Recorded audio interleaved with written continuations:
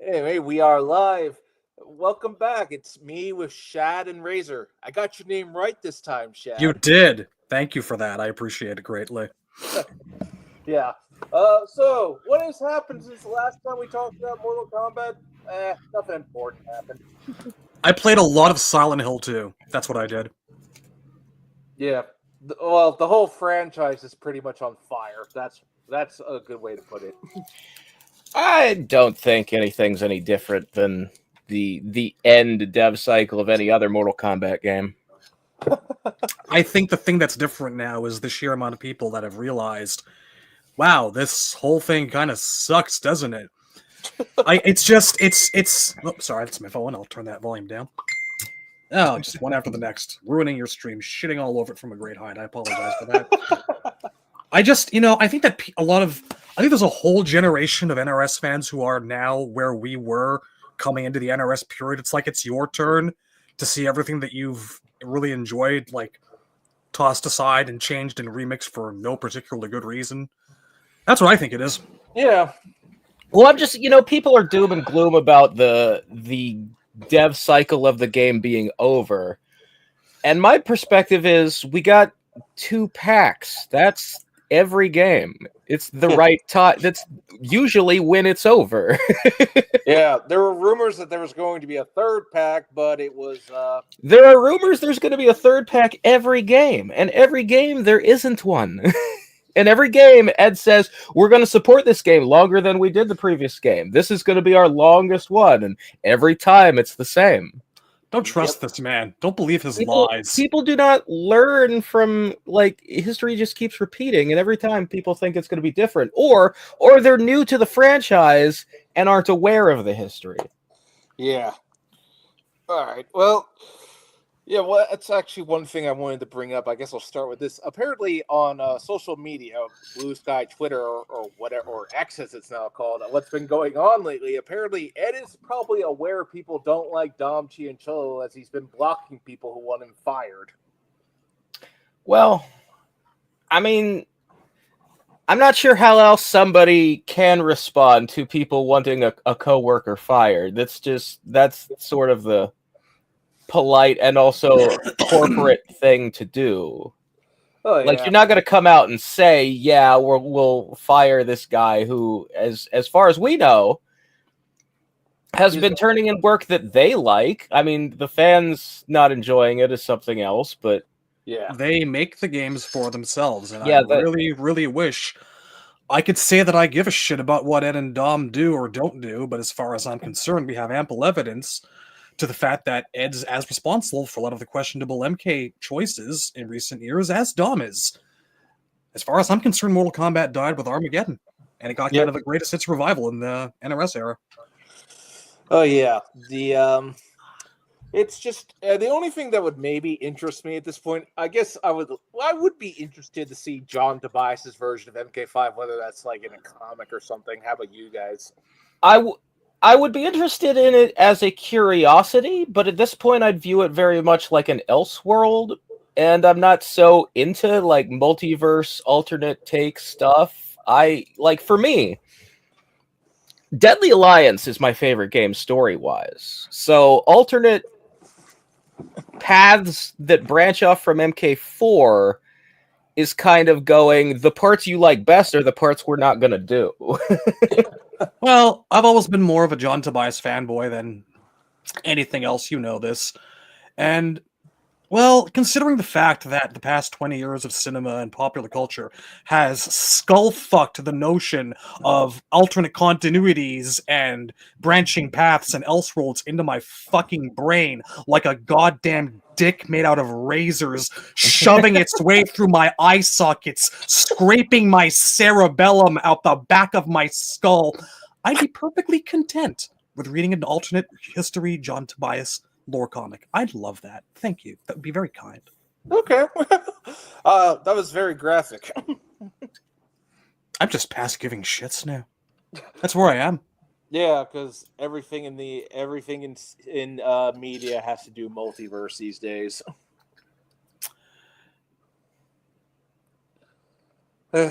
It's tiring. It's very tiresome. It's like what Deadpool said in Deadpool Wolverine. Everybody's done with this. Let's just move on. I can't. I'm having a really hard time nowadays immersing myself in popular culture. I can barely do it. I don't give a shit about what Hollywood studios are putting out. I don't give a shit about what AAA game studios are putting out. I want to read old philosophy books and just better myself in ways. I feel like I'm taking crazy pills and wasting my life on this crap. The only thing I've really enjoyed over the past year has been Silent Hill 2. Oh, well, no. And Street Fighter 6. Street Fighter 6 is still a lot of fun. Oh, yeah. Pardon me. Yeah. Yeah, okay, that leads to this point. Apparently, so John Tobias's own son was apparently calling out NetherRealm. Was that true, or was that just something that? What did you guys think of that? I think everything you said is correct. I don't disagree. I do not disagree at all. Assuming all of that is actually him, assuming all of the vitriol and the mean-spiritedness that he put forth, saying that LBB are in fact shitting all over what was once a great franchise, assuming that is actually him. Yeah, go team. I'm with you. Oh yeah, well, it's like that reminds me. I think it was around MK11 where what it was like actually working at NetherRealm came out, and it was not pretty. Well, I wish I could say I was honestly even remotely surprised. It's a corporate environment. They're all the same. Have you ever seen the movie Office Space? Yeah. Seriously, if you're out there and you think that making games is like the way it was in the 1980s, with people at Atari dropping LSD and running around on chairs, no. Go watch Office Space or whatever. Like, you know what? My favorite thing is the first 30 or 45 minutes, however long, of The Matrix 4. Because still have not seen that. Okay, so the premise is that like Neo has been like brought back to life by the machines and reinserted into the Matrix, so they've given him a fake life. And the life they gave him is a video game developer who makes the Matrix games for Warner Brothers. And the movie kind of introduces him like receiving an award at the Game Awards and then about to commit suicide by jumping off a roof. And there's this whole sequence of like boardroom meetings, like the head of the dev team he works for is telling him like Warner Brothers says they're going to make a fourth game with or without us, which is literally what happened to oh my god.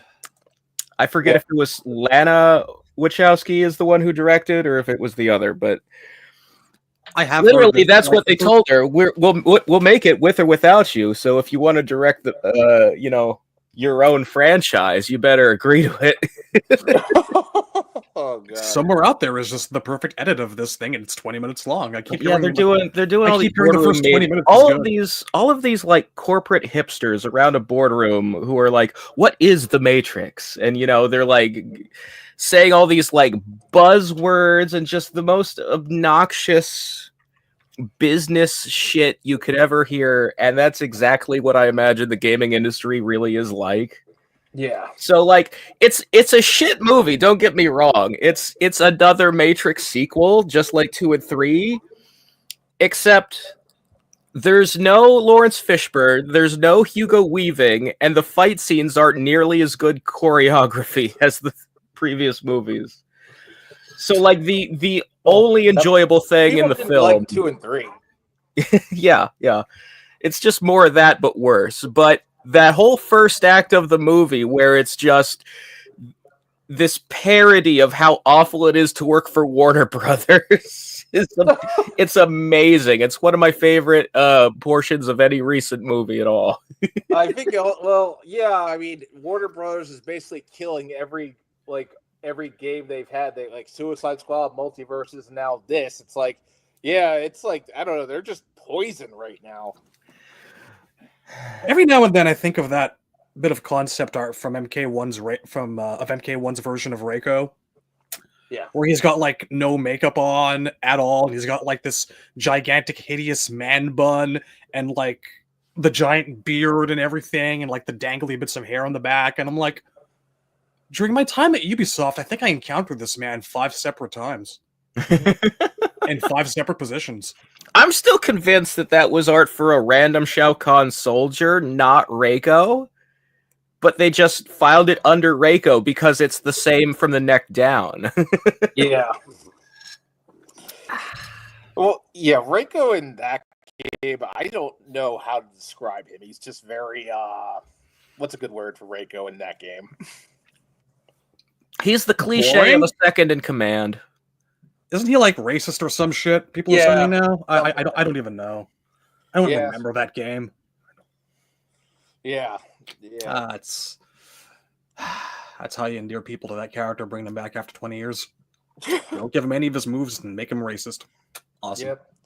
Awesome. Well, it's like how they made Liu Kang kind of homophobic in MKX. Or I guess I don't know if that was how it was supposed to be read into, but that intro. Yeah, that's how it came off. But the thing is, like, with versus intros, you can't really take them seriously. Like, they're not real lore. They're not actually canon to anything. Yeah, the intros in MKX. But they do give you some insight into, like, the ability of the writers. Like, when the lines are that shallow and cliched, and like the only way they can think of to make a villain sound like a villain is to make them racist, like you're really, you're just dealing with, the barest bones of cliches with no greater thought of like what is the character's actual personality. Like Shao Kahn saying "Make Outworld great again" in MKX. Oh, you beat me to it. Oh no. Anyway. Yeah, I know you don't like that. Yeah, it just shows a lack of imagination. Like a better writer would come up with something original instead of ripping a catchphrase from a real world guy. Yeah. Well, how do you type on these keyboards with fists so full of ham? Right? I'm like, Shao Kahn would never say that. I imagine he would say something like that because, like, but he'd at least be erudite about it. He would be classier about it. There is, like, Shao Kahn, one of his personality traits is, like, this sort of social Darwinism. The strongest survive. Like, what makes Outworld the best realm is that they can beat all the other realms in a fight. And if, he hasn't been around for a while and he was looking around at Kotal's version of Outworld and perceived it to be weaker, he would say something like that. But it didn't need to be word for word ripped from the headlines. That's just uncreative. Yeah.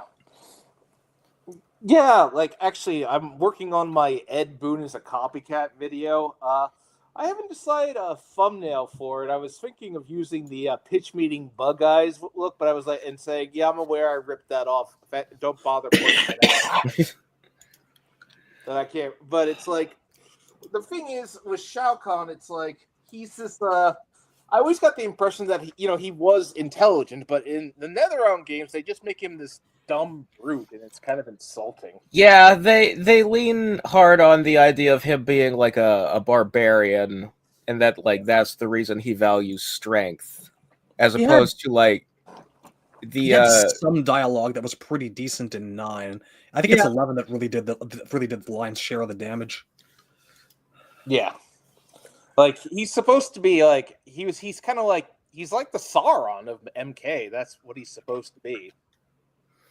Yeah, I mean, there's also like we've certainly observed that like as the games have gone on, he's become less of a spellcaster and more of a brute force fighter, which is like it's not helpful to your world building because the part of the core concept of these characters, like the reason Shang Tsung works for Shao Kahn, is because Shao Kahn taught him some of his magic. Yeah. It's like I see them trying to, even in 11. Like, he still is summoning his hammer. He still is conjuring spears. But for every bit of give, there's also a little bit of take. Like the spears aren't made of energy; they're solid. Yeah, it's and like it I takes think away from the visual impact of it, of him being a sorcerer. And then there's all the wrestling moves and stuff. You know, it's like the thing is that so many characters have the ability to summon a weapon that it doesn't even register as spell casting. It's more like this is something that someone put on my weapon, as opposed to a spell I can do. One step forward, two steps back. Yeah. That reminds me, I was just, as I told you before the stream, I was reading Long Live Mortal Kombat, and I got around to the part where they introduced Sonya. She was the last character to be made for the original game.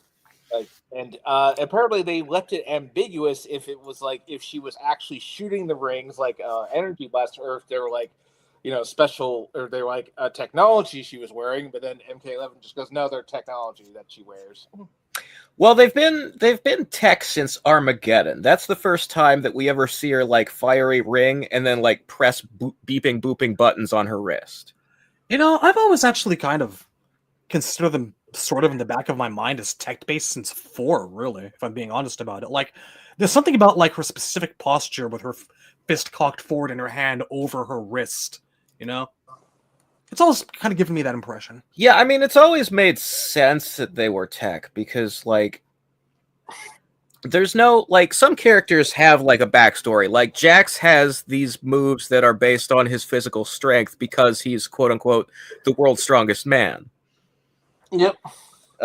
Johnny Cage has studied with ancient masters, and that's even before they came up with the backstory about his ancestors and the green glow. So there's like the idea that a lot of these guys have sort of trained in a supernatural art in order to like unlock their key, like a martial artist in Dragon Ball Z. Yeah. Sonya doesn't have that. Sonya's super normal. In fact, it's part of her, like when Tobias was coming up with what role each character would fill. He was a skeptic. Yeah, Sonya's designed to be the one who comes from the normal world and doesn't believe in magic. So it would be then weird for her to do magic. Yeah. And also, the character, I haven't got to that point, but does the book mention anything about Kasune becoming Katana? I'm trying to remember. It's been a minute since, because I'm still read on the damn where they thing. cover MK1. I'm not at MK2 They almost certainly do cover the fact that they revisit the concept and that becomes Katana. Yes. Yeah. It does go to show that, yeah, Katana kind of at least existed as a concept before Sonya did. Or I'm not particular on the reasons. I don't quite recall the reasons how we ditched Kitsune, brought in Sonya, then brought back Kitsune. And well, I'm sure that it was simply that Kitsune was not designed to be a player character. She was supposed to be an NPC. And in a fighting game in 1992, there's really no way to implement an NPC. Yeah. Well, and like, it's also why I think Katana being in Mortal Kombat 1 has a little bit of basis, because that was kind of the original plan. Yeah, but the original plan, the reason she was going to be there was because she was going to be Shang Tsung's daughter.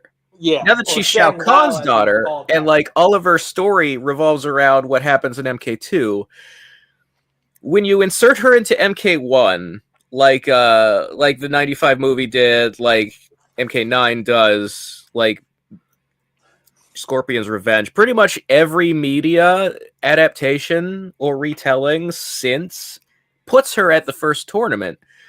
But then she doesn't do anything at the first tournament because her story doesn't start until her and Liu Kang start like conspiring behind the scenes of the second tournament. Well, in MK95, I think it was done the best because... Well, yeah, the thing about 95 is that it combines MK1 and 2 completely because there's no intention for the sequel to be MK2. There's only ever going to be one tournament movie, and they, like, Sonya is captured and they go to Outworld to finish the tournament. Yeah. So they're combining the two games into one movie. So having Katana do all her Liu Kang stuff there works. But in 9 or in Scorpion's Revenge, where the plan is that there's going to be two tournaments, having Katana be at the first of the two just ends up being redundant. She doesn't do shit. Yeah. And yeah, it's So yeah, what? So what were the Kasune? Like, why was she was dropped because you said an NPC wouldn't work in 1992? Like, that reminds me. Like in the book, they're talking about that. They're like, we didn't think people would be listening to the story, but apparently Tobias saw that people were actually kind of interested in that. Yeah, there's a wonderful little anecdote in there about like some kid that comes up to him in an arcade while he's like cleaning out the change, and he was asking a bunch of questions, and John's like, why isn't he putting more money in the machines? Why does he care about this stuff? But like, it was always the intent to actually create something really, really interesting that would actually make people ask those kind of questions. I guess he was just surprised that it actually worked. Yeah, because fighting games didn't. Because games and stories were still kind of a relatively new thing. You didn't really have much more than save the princess or something like that. Yeah, we were still in very, very early days as far as involved storytelling went, I'd say. Some exceptions here and there. Ninja Gaiden was an exception. Well, I think Ninja Gaiden. I mean, I have to look up the years, but I was certainly more interested as a child in watching the Super Mario Brothers Super Show than I was in playing the game. I had to know if Luigi was going to turn into a pizza or not. That was important. Actually, I remember being kind of disturbed at that, if I'm being quite honest. Having a narrative, even the smallest one, anything that's more than nothing gives you a reason to care. Yeah, that's no joke. Donkey Kong was the first game to actually have a narrative behind the game, the arcade game. I think. No joke. Monkey escaped from the zoo, and he kidnapped a construction worker's girlfriend, and the construction worker has to climb the rafters and get her back. It's like, yeah, that was all you needed back then. It's something. It's more than nothing. Like I gotta tell you, I'm sure Virtua Fighter has a story. I don't know what it is. I've never cared about Virtua Fighter as a result of not knowing. Like the characters look like they don't have much going on. I remember maybe the new one will change. Canadian. Well, that's what I remember. Well, the thing I liked was they said, they actually gave the characters like little, things that would like add to their characters to get people interested in them, like how they would pose, like Johnny Cage would don sunglasses to show that he was arrogant. Oh, they always did an excellent job of communicating who the characters were. I've always said by dint of their animations, their special moves, their finishers, and I'd say even the Ultimate MK3 combo strings have so much personality in terms of the way they act and the way that they fight. I've always maintained that a fighting game character is no less than the sum of literally every single thing you see and put on screen. Yeah, the interesting thing is that if you just watch Johnny, like, all you need to see is like his win pose, and you've learned something about the character. Now, here are my observations about Virtua Fighter. There's a karate guy with a headband, kind of a Ryu-looking dude. Yeah. That's all I know about him. Yeah. There is a ninja, and that's all I know about him. There is a knockoff of Nina Williams, some blonde chick in a one piece. That's all I know about her. And the boss is like a T-1000, some kind of silver lady or dude. I think it Fighter had bosses. Yeah. It has the silver Dural. I remember the name. Oh, that was it. I think memory unlocked. I think the premise of Virtua Fighter is that some corporation is having a tournament so that they can, gain data on the fighters to make the T-1000. It's always a front. Yeah, it's exactly the same as like Shadaloo and the World Warrior Tournament. It's the same as the Tekken and TOA. It's always about like a company wants data on the fighters so they can make a fighter. Half the King of Fighters games out there. But like you're not gonna see the karate guy put on some shades. You're not gonna like what is the blonde lady's personality? I don't know. I can't tell just by watching. There's even that horrible Street Fighter Alpha anime where, like, the whole point of it is to do exactly that, like, sample everyone's data to, like, give energy to the ultimate cyborg fucking somehow. Well, that's like It's amazing. even the good animated movie for Street Fighter. They've got that robot guy who is watching all of the fighters Yeah, yeah. collect data. but it just goes to show you can make it interesting and believable depending on how you go about it. Yeah, the thing is, like, Street Fighter might have collecting data, but it also, like, you can tell, like, you watch DJ, oh, this guy, he's from Jamaica and he likes to dance. I get it just by looking at him. Yeah, or I Guile can't- is very patriotic. You can tell that. Yeah, I yeah. want a he's- Street Fighter game where DJ is like one of the main protagonists, and by virtue of being DJ, he just fucks up all the data. This actually reminds me of something I was thinking of the other day. As I saw a thread on Reddit of people talking about like the Netflix Resident Evil show that had is it Lance Reddick was playing Wesker or I think so. Yeah, he passed away last year. yeah. Well, somebody said, if that show was better written, he would have been a great Wesker. And the first thought that pops into my head is the first time you see Wesker in a game, like in the FMV intros of the original Resident Evil 1, he's pulling out a comb and doing his hair in the middle of a field where they're being attacked by zombies. Yeah. You can't actually do that with Lance Reddick. You need someone with hair. well, Wesker was designed off those guys from the 80s horror movies or whatever it was, right? Yeah, I mean, but like, so my point is that you can see in these little FMVs that everybody's kind of, you get what their archetype is, and Wesker is like, he's cocky and he's vain. Mm-hmm. I don't know, like, what the personality is of any Virtua Fighter character, I guess is my point, is like, that you can do a lot with character with very little, if you want to. My favorite example of this has always been Super Metroid.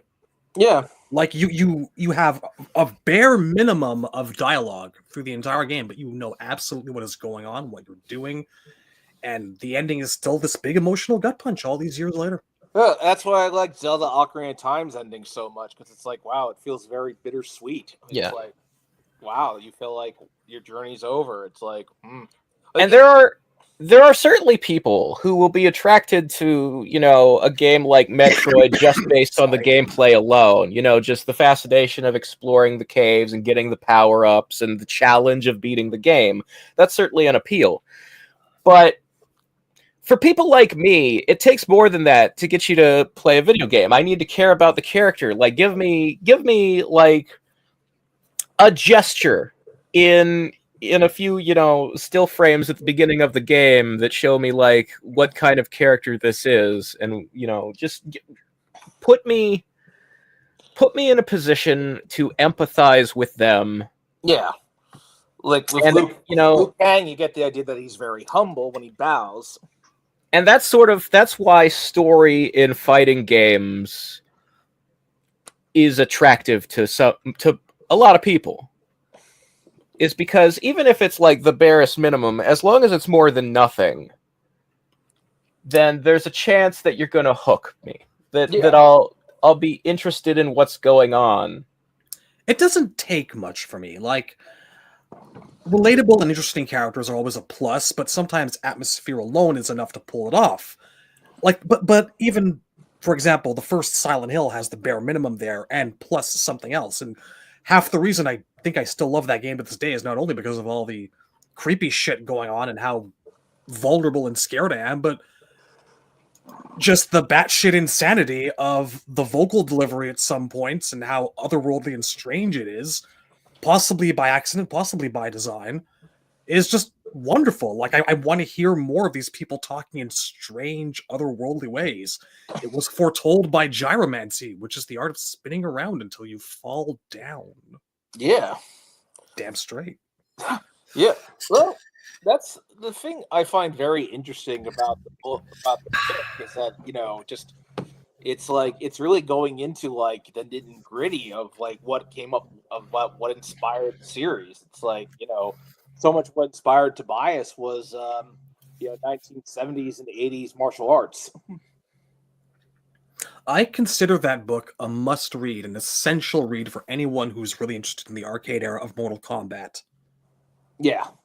It's easily some of the best money I've spent on an MK product, related or official or otherwise, over the past couple of years. I could not put it down.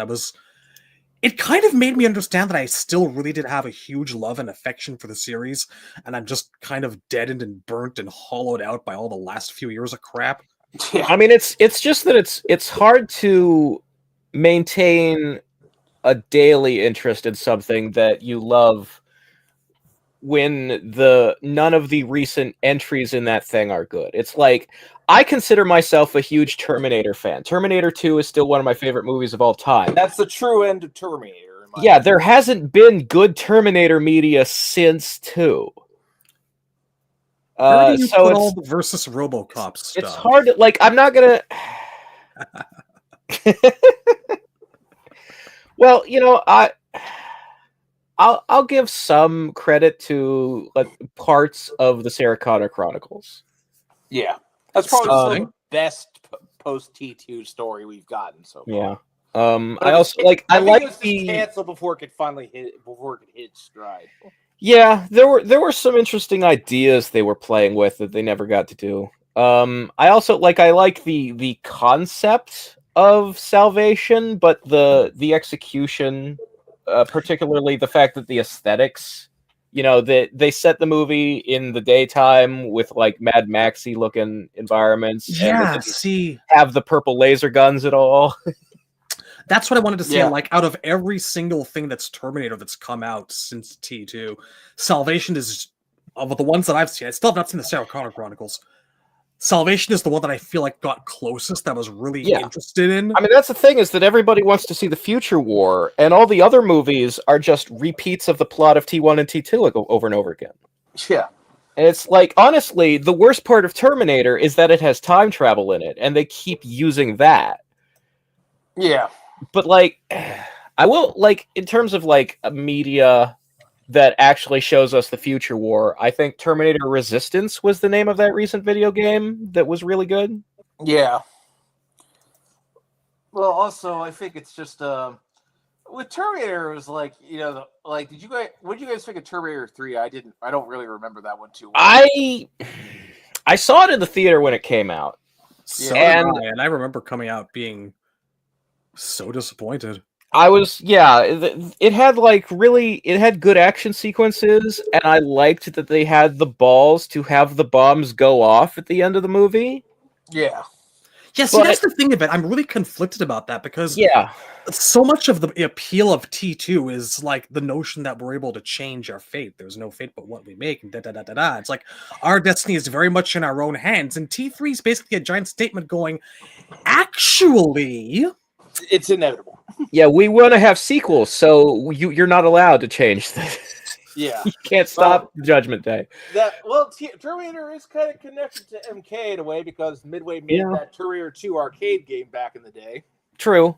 There's also a lot of Terminator's DNA in the, like, you talk about Ed Boon just stealing things. A lot has been stolen from Terminator through the Mortal Kombat games. Metal Eye is basically, Terminator, but at least in that case, it's a metal eye grafted onto a human head, so at least that's creatively different. I mean, the thing is,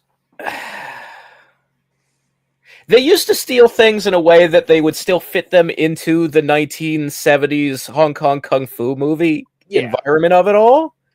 Yeah. Now they just copy-paste. Yeah, now they're just making Marvel movies. There's no Mortal Kombat left.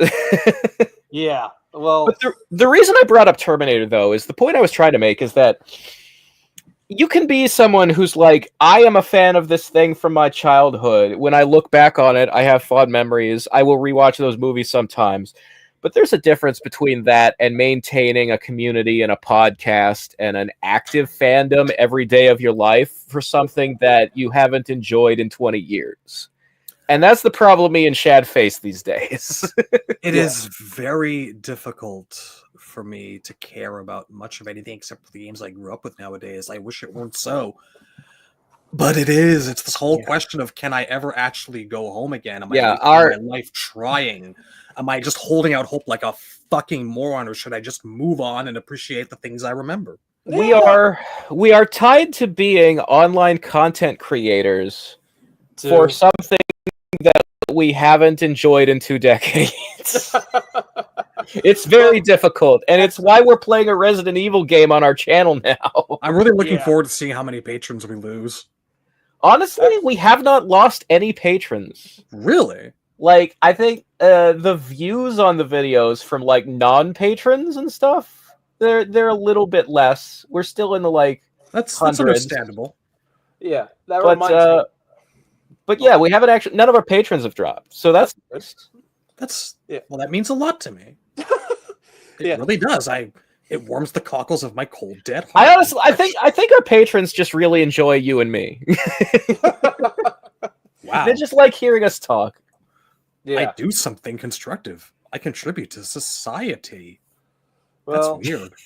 Well, I remember, I think last time we were all collectively excited for an MK game was probably MK9. I think, Razor, around the time the demo came out, I think, Razor, you were the one who was like, wait, I'm finding story mode dialogue in this, like... Well, what happened is that somebody else had hacked into the demo that they released and found the rest of the game's code was in the demo, including the subtitle files for story mode. Yeah. And I just happened to be the fastest person to read through and post them on the forums. Yeah. And then we were all so deflated when we saw what actually happened in story mode. Yeah. I was pretty excited for MKX. I had my pre-order going. Yeah, I will say I still have my collector's edition box for that and MK9. I was quite interested. I still maintain that MKX's story is pretty decent. I say we haven't enjoyed a Mortal Kombat in 20 years, but actually we both like MKX. So. Yeah, we do. On virtue that it's the least insulting. Yeah, we just... It's actually nuts to me how many people outside of our community think it's the worst one. Well, it's because those people are attracted to like the flashy, the big surprises and the controversy.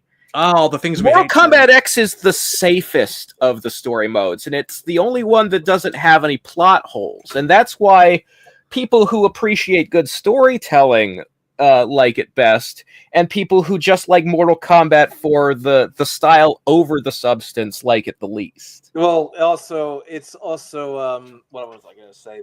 MKX, it's like, it's just it feels like an apology for MK9. Yeah, it undid a lot of things. The story absolutely does, and I really appreciate it for that. But unfortunately, they couldn't fix everything. There's just still some dumb stuff in MKX, though. Yeah. Also, the guy who was responsible for all of those repairs and apologies immediately left. So. Well, speaking of which, I think he must have done some work for Injustice 2 because he left while that game was in development.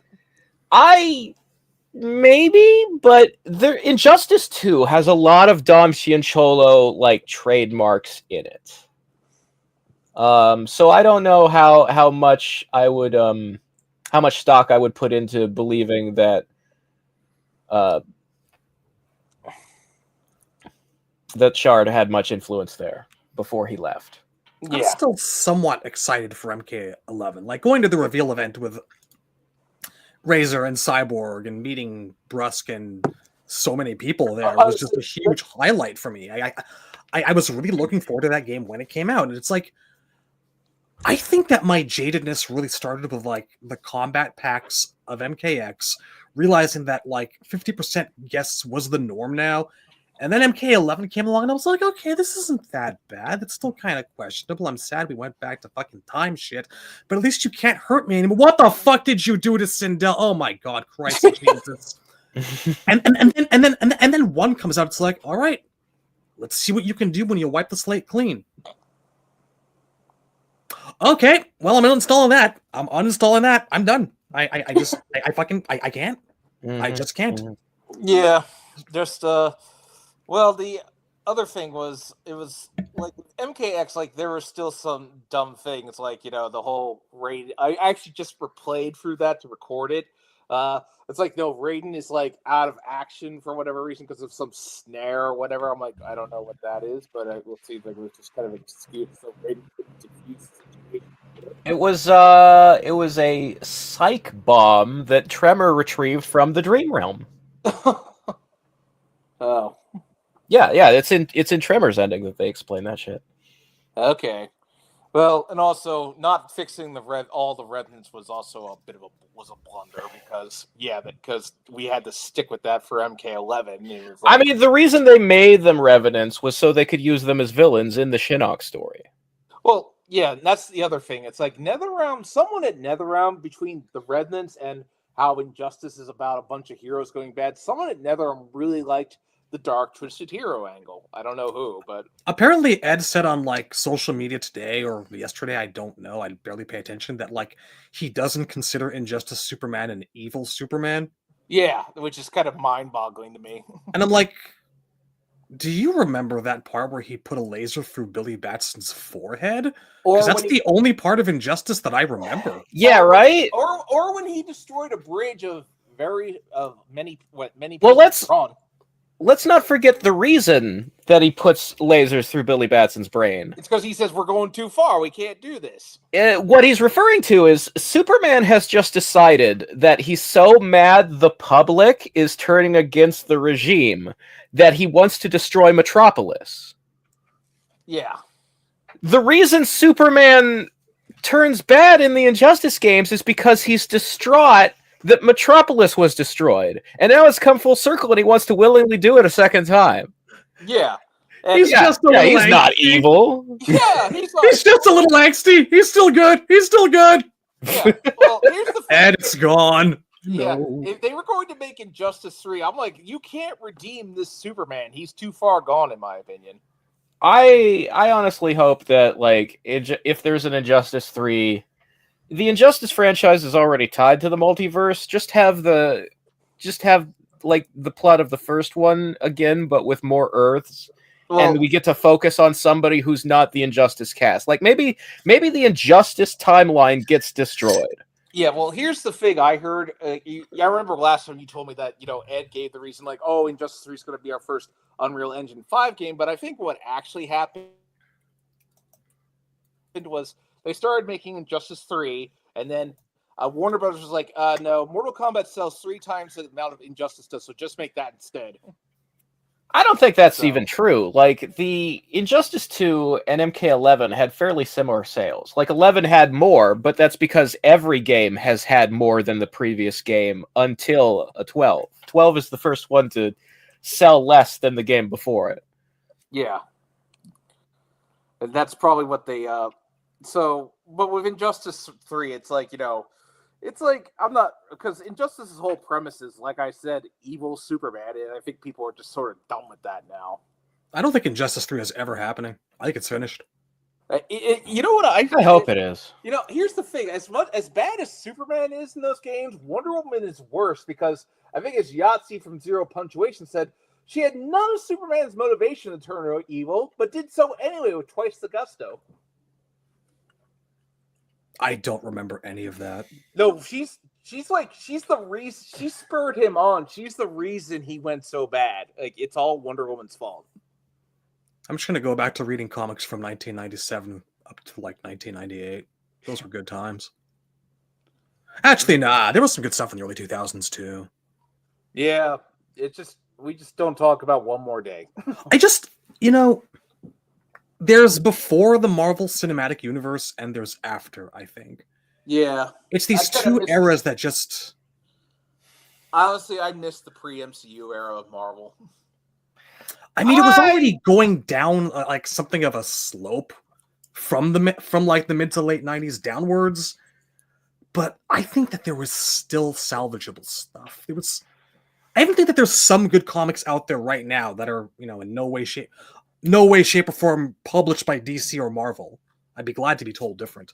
I liked the the Hulk series from a couple of years ago. What the hell was it? I'm stroking out because of the fucking cold meds. Ah, Christ. Immortal Hulk, that was it. I rather liked Immortal Hulk. That was fun. I I haven't enjoyed Marvel since. I think the last storyline I really liked was Dark Reign, and that there was a change in a lot of editorial and writers around the time that the Bendis era of Avengers ended, and Jason Aaron started writing like Thor and Avengers, and that's where I had to drop out because it has the changes to Marvel continuity that I have not enjoyed have nothing to do with trying to copy the MCU or the fact that the movies existed at all. They've all been related to who's the writer, who's the editor, and a lot of the, I guess, editorial practices and attitudes at both Marvel and DC have not been to my liking since 2010-ish. Yeah. In isolation, I've enjoyed a lot of the recent Venom comics because they finally, it's probably like nearly a decade or so at this point because time flies so fast. But they finally brought Eddie Brock back as Venom after the only good thing happening with him was the Flash Thompson era of Venom. And they got some really good stories out of him, which kind of proved that what I was always saying was that it's just about the writer and what you can do with the character. So they got some good mileage out of Eddie Brock, and and of course, as comics do now, they relaunch and they title things #1 to attract new viewers every other goddamned month. And now apparently Eddie Brock is Carnage, and thank you, I'm canceling my subscription. That reminds me. Okay, looking at the things I wanted to talk about, it's like that's the whole thing is like they just keep like transplanting like other characters into other roles. Like like my favorite character was always Scorpion, but making Kuai Lang Scorpion was something I've truly come to hate because it's like this isn't my Scorpion, if that makes sense. Oh God, we're talking about MK1 again. It always circles back, doesn't it? Only because we allow it to. Does Rotten.com exist? If I have to look at corpses, I'd rather look at real ones. Well, that's what they were. No, apparently it came out that in MK11, that's what they did for research. They actually looked up real life decapitation. Yeah, artists were talking about having PTSD from looking at real gore. Yeah, it was like, the saddest part of that is like it's not particularly convincing. Yeah, it's super not necessary. Like the gore looked best in MKX. You know what the upper limit of nasty is? I don't really need to see anything more graphic than like Ermac pulling someone's guts out of their mouth. Yeah, that's it. That's fine. Once you've done that, you're good. The problem with making fatalities like a core part of your franchise identity is the escalation that happens every game. And like, I personally think the game with the best fatalities is Mortal Kombat 4. Yeah. Because all I need is something simple with some cool camera angles. I don't need torture porn. Well, fatalities aren't memorable anymore. They don't have any identity anymore because they're just the same like premise of how many pieces can I chop a guy into. 9 had some really good ones. I like a lot of what character is doing it and what tools they're using to do it barely matter from finisher to finisher now. Yeah. Like in MK, like the arcade era, it didn't give the developers PTSD. You just removed a limb or just like, it didn't give them PTSD. Yeah, the cartoony violence is more, I think, like memorable in a lot of ways than when you try so hard to have the intestines be photorealistic. I feel like your maximum is like 5 seconds. If fatality goes on longer than that, fuck it. It's not worth watching. I think honestly, there's something to be said for brevity and the masterstroke of a finishing move. Well, here's the thing. I think if the character's already dead before the fatality finishes, it's a bad fatality. Yeah, probably. Yeah, they really should be alive until the final blow. See, that's just indicative of a fucking mindset. It's like we have to shock you with the story, with the finishers. We have to shock you, and oh god, the gore and the blood and the plot twists. It's like there used to be subtlety about this shit, man. A long fucking time ago. It just really speaks to the mindset. Because, like, if you were the guy doing the finisher, what are you even accomplishing by continuing to cut them into pieces after they're already dead? Like, you're not making them feel more pain. And You're showing off, but there's no crowd. What? And it's been going on for a long time. This isn't just an NRS problem, I don't think. Like, what was the one? Who was it that like popped someone's head, then ripped off their arms? Was that Jackson Deadly Alliance? I'm trying to remember. I think it was. Yeah, see, that's old shit, man. This has been happening for a long time. Yeah. Why would you rip the arms off of a corpse whose head you've already popped? Are you that angry? No, it was 9. He did that. Was it 9? Yeah. No, he did. He did the head crush first. Then he ripped off the arms. But it's like, shouldn't it have been the other way around? Yeah, it should have been you rip off the arms and then you use the arms to clap the head. If you're going to combine his that was an accident. Yeah, if you're trying to combine his 2 MK2 finishers, that's the way to do it. Speaking of Jax, one thing I wanted to mention, it's like one thing that kind of annoys me about Jax in modern days that because Gore is the name of the game, he's got to lose his arms. When I liked one of the only bits of Annihilation I liked was him realizing he didn't need his metal arms to be a warrior or whatever. All right, in Deadly Alliance, he stumps on your head. That was I'd forgotten. Yeah, like that's one thing I hate about Jax in modern MK is that he always has to lose his arms now, just because I don't know Gore, I guess. It's a slow process of flanderization. Man has metal arms, series is Mortal Kombat. Oops, off go arms, on go metal. I mean, the thing is that before it was clear what the story was, like I remember being a 10-year-old kid when MK3 came out and looking at pictures of Jax in the magazines, and everybody thought, oh, he must have had his arms ripped off, which is ironic because that's what he does to people in his fatality. Yeah. I remember wondering if, like in the Malibu comics, Baraka actually chopped them off or something. That's not an unreasonable assumption to make. So yeah, they took what people were inclined to guess anyway, and they made it canon because it was faster than explaining, no, they're just sleeves, because he has, like, confidence issues. Yeah. And then, just like how, if people think Scorpion and Sub-Zero are brothers, well, they are now. Yeah, sometimes like, taking misconceptions and making them true because it's more simple is a bad idea. Yeah. It's like, well, it's just like this. It's like, it's just this, it's just, oh man, it sucks. It sucks. Yeah, I know. It's hard to talk. Like, it sucks asking for subtlety out of a thing that is no longer capable of it, and a lot of the time, kind of stumbled upon that subtlety in the first place. Yeah, definitely. Like here, the thing of it is, and it's the same as why what I said about Marvel is that what really matters to quality is who are the people making the thing. Ed Boon doesn't like subtlety. That was a Tobias trait. Yeah, I really think that if anything, Ed needs someone like Tobias to kind of rein him in. Yeah, it's one of the situations of like they would often talk about in like commentaries and interviews about Batman the Animated Series, how like getting around censorship would force them to be more creative. And you see some of the animated movies that Bruce Timm has made since they switched to direct to DVD, like the Batman and Harley Quinn film. They're not very good because it's just Bruce Timm by himself he's allowed to do whatever he wants to do. Nobody's holding him back. There's no editors to rein him in. There's no quality control. You really, like, a lot of creators are like that. A lot of the best writers, if you let them off the leash, their instincts are not so good. You need a second person in there to sort of... I love Alan Moore.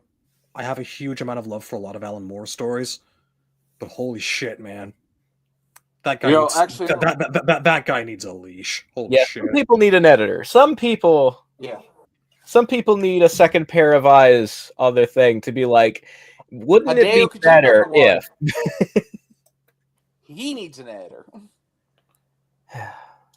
I'm going to tell erotic stories about Alice in Wonderland and Dorothy from The Wizard of Oz. That's nice, Alan. Okay, back into the room you go. Just the men are waiting for you. All right. Well, I think, yeah. Speaking of which, I don't think I ever watched that Caped Crusader show because I wasn't very interested. But I heard it's like it tries to do what he thinks is better than Batman animated series, but apparently it fell short of that. It's just kind of meh. Like it's missing some spark of some kind. Like it's not a bad show, but it doesn't have the energy that BTAS had. Yeah. Haven't seen it. Probably won't. I mean, I'm just like, it's from the something said in the 1940s. It's like, yeah. It's set in like the 30s. It's very like it's explicitly a period piece, and it's got kind of a sepia tone look to it. Yeah, but it's like it just doesn't feel like something from the 40s sometimes. Yeah, there's a scene where like Harley Quinn and Renee Montoya go out on a date together. Yeah, and that wouldn't happen in public. They get bricks thrown at them if this was really the 40s.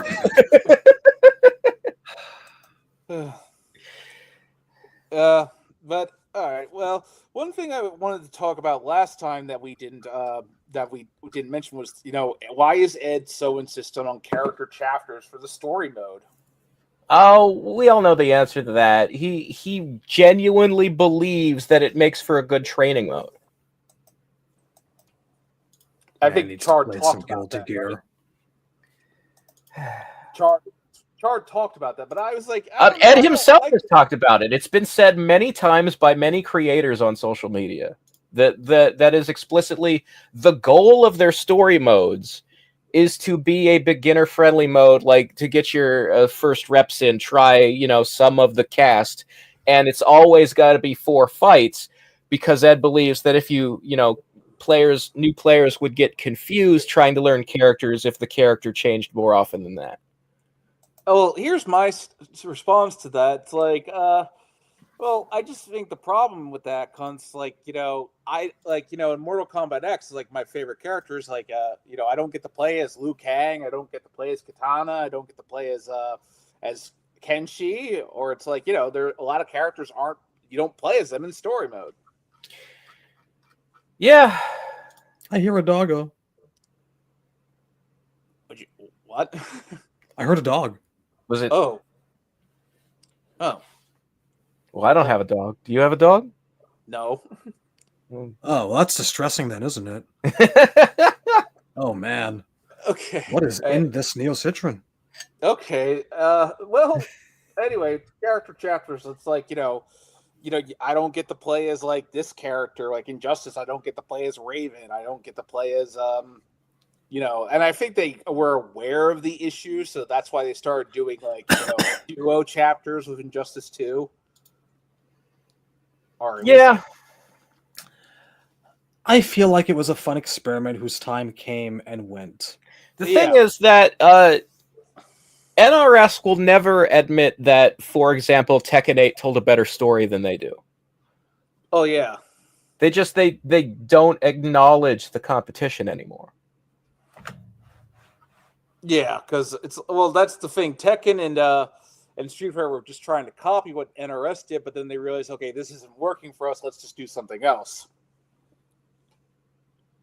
Well, I think, excuse me, I think even like Street Fighter 5, like a lot of people don't like 5's story mode. Well, but it's not a good story at all. No, it's not telling a good story, but the way in which it's telling the story is a better format for sure than a Mortal Kombat story. Because you actually switch between characters depending on who needs to fight at the moment.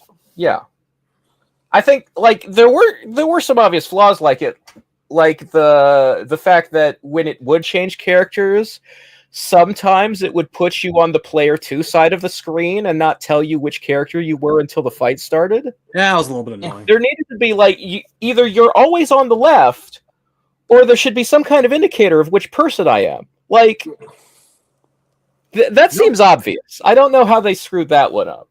I'm pretty sure I've said this before. Yeah. The Street Fighter EX games had character training and combo trials like the current games do in 1997. Oh, yeah. There's... this shit's not new. That's how you learn characters. Yeah, what about going through arcade mode with the character? Deadly Alliance had a training mode, and everybody liked it. Yeah, that's Like an actual you're. Okay, so Bloody Roar. Holy shit. Which, this was going way back. It had a story mode in which whatever character you were playing as, between each fight, there would be like portraits and text, like the visual novel style. The Soul Calibur games do this now because they're budget games. Yeah. But we're talking like late 90s, early 2000s. Bloody Roar had story modes figured out. Like, just animate those cutscenes and put that in a Mortal Kombat game where, like, you throw me up on the character select screen and I get to pick who I want to be. And then, like, I don't know, 5, 8, 10 fights with cutscenes between each one.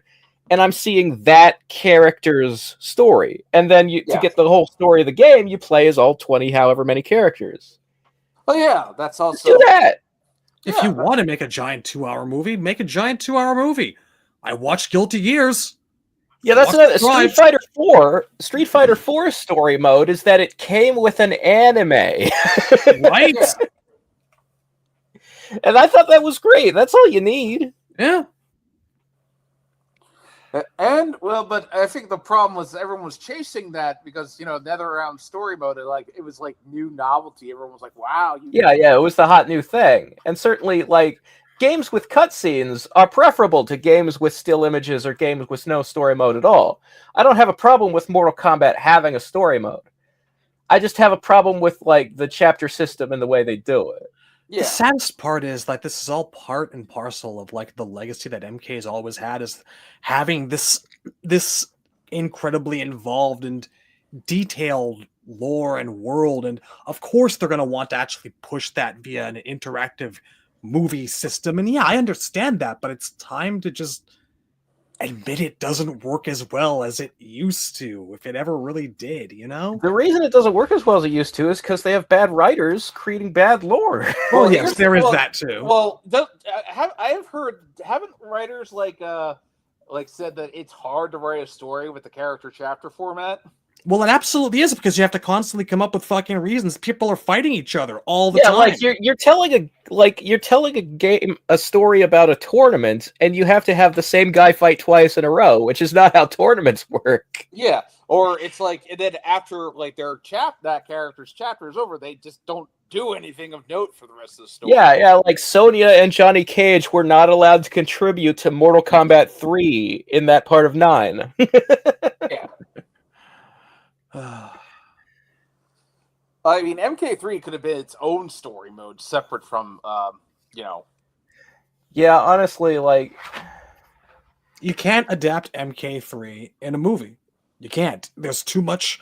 Assuming you're trying to cover everything that happens in those bios, and cover every character that's in there up to at least Trilogy with Raiden and Baraka and shit, you need an HBO miniseries. I understand a lot of the reasons why 9 made some of the cuts and changes that it did. I mean, look at everything that Scorpion does during the 3 period, right? Nothing. He's just not there. He's not there until Raiden has to take a trip to Hell. Yeah. Because that entire bit with Khan stealing Hell's souls, it's not tangentially related to the rest of the plot, so they had to cut it out. And I get that. But if you want to adapt that shit, you need a lot of space and a lot of time. Yeah. Well, here's the thing. It's like, I think with MK9, like what they were building, they wanted Liu Kang to turn against Raiden. I think that was the big endpoint they wanted to get to, and they figured out how to get to it from there. Like, that's what I think they were doing. Or at least that's what I think the start of the process of MK9's story. It's just... Yeah. I mean, it's like, they just had this idea. They're like, okay, how do we get there? I mean, that's how a lot of creative stuff works. Like, the first Terminator movie was like was James Cameron having a nightmare of a skeleton coming out of something out of fire. And that's what they made that movie build towards. Moments of inspiration like that are beautiful. Yeah, like David Lynch came up with like the whole concept of the waiting room or the lounge or the red room in Twin Peaks. It's gone by various various names. Like he actually did something similar. Like he had his hands on like the red part of a convertible or something like that, and just kind of allowed himself to just sort of drift and dream for a couple of moments, and he just kind of came up with this whole thing, if I'm remembering right. Like he saw the curtains in his mind. Yeah. I mean, Well, James Cameron and David Lynch are also both, top tier auteurs, like guys with true creative vision who have, like, when they do a project, they have 100% control of the project, so they make sure their vision is not like diluted by any other cooks in the kitchen. You're not going to get that with a WB, like a game that's made in a corporate office, like a modern Mortal Kombat. yeah. Well, didn't Charge say, what they value is yes men? Yes, he did say that. Something to that effect, yes. Yeah, I think he said he could write a book. That's why if Long Live Mortal Kombat gets to book 3, they got to interview him because he probably has some stories to tell. Guess it depends on how many bridges he's afraid of burning or not. That's almost a factor too, because you don't want to isolate yourself from old friends, I suppose. Well, yeah. The best time to interview someone about their past work is after they're already retired. Because then there's no bridge to burn. Yeah. One day we're gonna have some interesting reading. One day. Yeah, I would love to know what Ed Boon thought of like the backlash to Raiden being an idiot in MK9, because I think MK9 being about Raiden was his idea. Yeah. I have to imagine, like, the thing is, you don't write a plot like that without it being intentional. The goal was to tell a story where Raiden makes mistakes and then has to, like, I don't know, learn from them or clean them up. The problem is that there's no part in the story where he cleans them up. Yeah. Well, also, Raiden's not supposed to be that guy. He's supposed to be the mentor character. Yeah, but Liu Kang, like, they were still operating off the 90s perception of Liu Kang as, like, he had won too much for too long and become boring. And, like, one of the most popular things they ever did was kill him off in Deadly Alliance. So they were still looking at Mortal Kombat of, like, how can we not have Liu Kang be the main character? Yeah, and it backfired.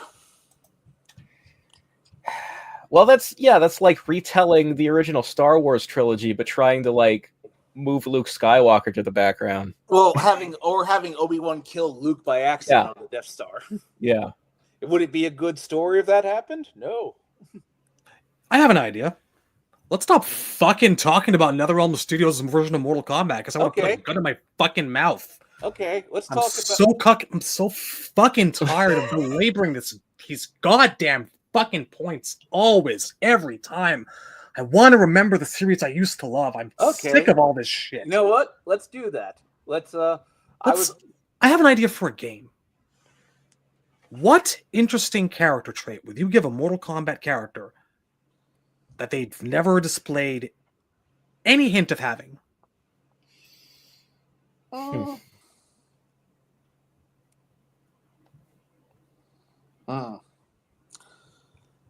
give you mine. I'll give you mine to start off with.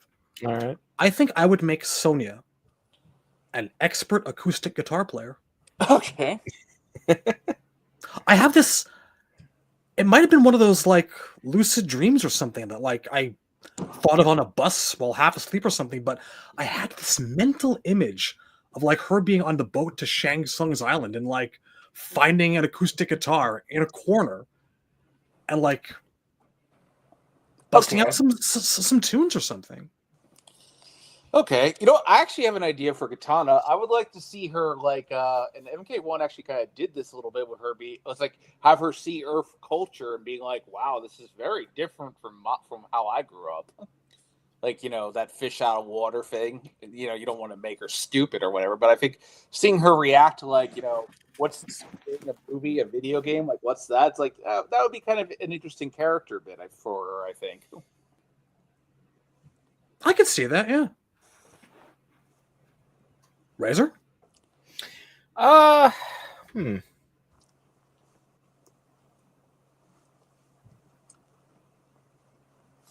You know, I think I would say that Scorpion likes to cook. Of course. I think Wait something a that minute, we've had evidence of this. Cooking with Scorpion. Was that from MK3 or MK Deadly Alliance? I don't. yeah, It was actually so it was a promo that was made for UMK3. I think it was made for Mythologies because Scorpion is wearing the combination of the UMK3 outfit with the MK2 mask, and I'm pretty sure it's Sal DeVito wearing the outfit. Yeah, which is the you only see Sal DeVita in that combination of costume pieces in the cutscenes for Mortal Kombat Mythologies. So I think they filmed it during Mythologies, and then they never put it on the disc, so they put it into Deadly Alliance instead. Actually, a funny thing. I think in Cooking with Scorpion, at one point the head of the axe comes off. Yeah. He's swinging it so hard it just like thunk goes right off them. It's on the very last swing. Yeah. But I had actually forgotten about Cooking with Scorpion. The reason I said it is just that I was thinking of, I've noticed that the Japanese really, really love to put cooking and food in their media. It's a huge part of their culture. And Scorpion is Japanese. Well, my favorite. Well, okay. Let's talk about John Tobias's vision for MK, because that makes us happy. Basically, from what I read about his notes, he had Liu Kang as the hero. Like Johnny Cage was basically the Hans. Liu Kang is basically the Luke Skywalker of Mortal Kombat, and Johnny Cage was meant to be the Han Solo, I think. Yeah, and I guess who would be the Princess Leia? I guess Katana would be, or would it be Sonya? I don't know. No, I don't. I think Leia's character is kind of split in two, because Sonya got Leia's sort of tomboyish attitude, and Katana got the role of the princess. Yeah. Well, also, I was looking at what he said about what he had planned for Scorpion Sub-Zero. It's like he had Scorpion wasn't maybe not the best guy, because he went to hell when he died, and he also that's why he sought revenge instead of justice. But there was also a case of he had a clearly defined arc for Scorpion in the first 4 games. First game he's all about revenge, then MK2 he's about guilt, and MK3 he's like he has no direction, and then MK4 he undergoes realization. It's like, wow. You know what I'm talking about, right? It's the hero's journey. Yeah, Scorpion's journey. It's like he actually has a defined arc in the first 4 games that Tobias laid out. Yeah, well, I think every character, like Tobias, never really skimped on anyone. Yeah, he said he loves all his children. It's interesting because when you ask the devs what their favorite characters are, Ed famously, like Scorpion most, it is probably just because of the personal ties he has to like the voicing. And the spear move was his idea. Yeah, he sort of. What do you mean? That was Dan. But yeah, Ed has some emotional stake in Scorpion as a co-creator that he maybe doesn't have as much of with other characters, and that's why that's his favorite. But Tobias, because he has like his hand in every pie, it's probably a little more honest. When you get what's his favorite character, and his favorite character is actually Goro. Yeah. Oh man. Yeah, his favorite I character. miss Goro. Yeah. Oh yeah, that's the thing. I was actually reading that part in the book where there was talk about how they made Goro. It's like, yeah, they basically made a model and just an action figure, and they filmed it. That's how they did Goro. And nobody knew, because Goro was this big like no one had seen anything like Goro in a video game before. Everyone was like, "Oh my god, what is that?" I wish I could have been in the arcade when somebody saw Goro for the first time. Yeah, I wonder. Pretty sure I saw Kintaro first. I don't remember, honestly. I probably saw Kintaro first too. I think I knew of Goro, but I saw Kintaro first. It was so long ago. Well, Kintaro was supposed to be an anthropomorphic tiger instead of a Shokan with tiger stripes, I believe. Yeah, in the early concept. Oh yeah, very early concept art, which was justifiably and rightly scrapped because it looked terrible. It was very much, yeah, they said they didn't do it because it looked like Tony the Tiger. It did. It was a fucking cereal mascot. Yeah, it's Yeah, not it's not scary. Yeah. And also because I guess it was just cheaper to just redo Goro. Yeah, they I'm pretty sure that they had the like clay sculptor guy who made Goro use the same body mold and just they put some plastic armor from a Super Shredder action figure on there and painted him different. I had yeah, that I Super actually Shredder was just action watching- figure. Yeah, I had that Super Shredder too. Actually, that reminds me, I was just watching the original TMNT movie because it was free on YouTube. And I remember, like, when I watched those movies as a kid, I was so disappointed how Super Shredder went out. Like, he goes out like a chump. He took down a whole pier. Yeah, but I was like, He almost got him. He survived a garbage compactor as regular Shredder, and you're telling me that killed him as Super Shredder? I've always wondered about Shredder and that. I've always wondered about Shredder and that garbage truck. Like, how did he survive that? That's what I want to know. I can see a whole pier collapsing on you and killing you, even if you're bulked up. But how did he survive the garbage truck? That's what I want to know. Did he get out? Did he ninja out? Did he ninja vanish? I love how nonchalant Casey Jones was about doing it. He was like, oops. Oh yeah, he was not completely crushed. Yeah. Because the next time we see him, he's crawling out of the garbage in the landfill. So the truck delivered its crushed load, and he was still in there. Well, Some apparently they sturdy do armor, mention that something was wrong with his face that we don't see. Yeah, he didn't the escape scars without and whatnot. incident. Yeah. Yeah, but TMNT 2 was just a watered down TMNT 1, so. I will not hear any slandering of Vanilla Ice. Thank you. But we don't speak of the third one. Oh no, I didn't see the third one until years later. Like I remembered, I did not watch it in theaters because I remember a lot of kids saying it was really kind of bad and boring. And I'm like, okay, I guess I'll give it a pass for now. And it took me till like I was, I don't know, 15, 16 or something to actually sit down and like watch it on VHS. And I kept falling asleep during it. It was just so boring. It was terrible. Yeah, that's why there was never a TMNT 4. It became the Next Mutation show, which was also bad. Was that the one with Venus? Yeah. Yeah, I didn't see any of that. Yeah, let's just say in that show they basically make all the turtles unlikable douchebags. Although I did read the IDW comics not too long ago, up to a certain point, I forget where, but they actually brought Venus de Milo back as like this Frankenstein monster or something. Yeah. Yeah, which actually fits her name. Like the statue that she's named after doesn't have arms. Yeah.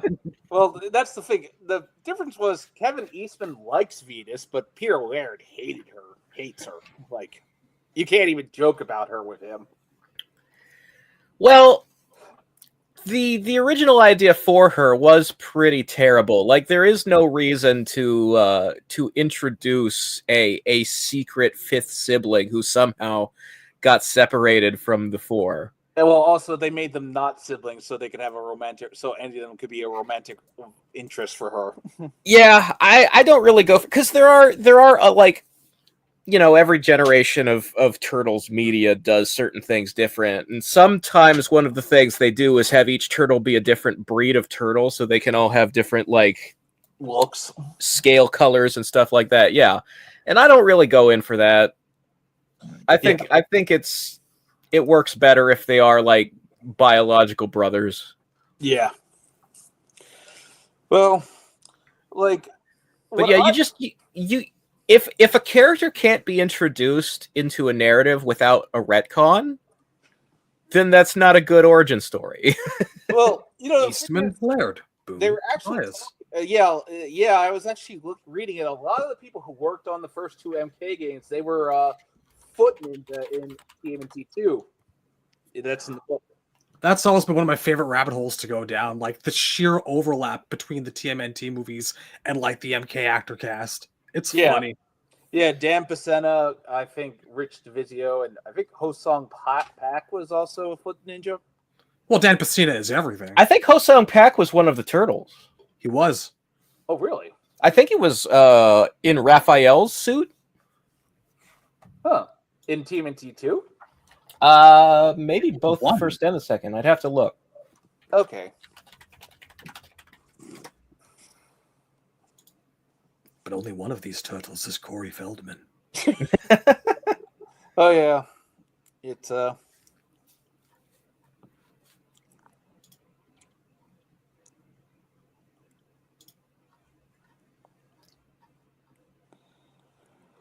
Okay, he was Hosong Pak was Raphael's suit actor in Secret of the Ooze. Okay, he wasn't the voice though. No. I don't think that there's a single actor who's no, none of the guys in the suits were the voices. No. Movie magic, people. Yeah. And well, so when I get to the MK2 part, that's when did they get into the whole Dan Pacena kind of screwed over the MK1 and 2 cast, besides a few? Like, when did they go into that? You're looking at, I don't know, roughly like halfway through the book, maybe 3/4. Like, it starts to really it's a thing that they kind of build up along the way. Like, it starts, the author kind of really lays seeds for it during the MK1 period, and like it gets to the point where during MK2, like they're talking about how he's inviting people to like come onto the set. It's like, John Tobias has a part for you in the game. I have a part for you in the game? What? Who told you that? Like, it's that fucking bad. Like, he kind of thought he was way more important to the development of the series than he really was. Yeah. It kind of reminds me of what happened with the Power Rangers actors, how many of them left because, Saban didn't treat them too well. Well, they were getting paid. Amy Jo Johnson once said, I think it was $700 an episode. But they had to do really dangerous stunts. Well, but since Power Rangers was making so much money, they were like, Power Rangers made Haim Saban like $1 billion in the first year, and the actors were getting paid basically minimum wage. Yeah. And it was like, and JDF kind of like, the only one who I think they treated well was JDF because he was the star, basically. Well, I think so. So the thing of it was that the six of them were going to be like, "Hey, if we don't get a raise in season 2, we quit." Yeah, and then at the last minute, JDF, Amy Jo, and David Yost both backed out. Well, I think JDF talked them into staying, but then later Amy Jo left. So, well, the Amy Jo left in season 3. David Yost left in season 4. Yeah, I think Amy Jo has said that she regrets not leaving with the rest of the actors in season 2. Yeah, but then she wouldn't have been in the movie, and that made her some money. Yeah, but apparently making the movie was not a pleasant experience. It was just kind of like utter hell.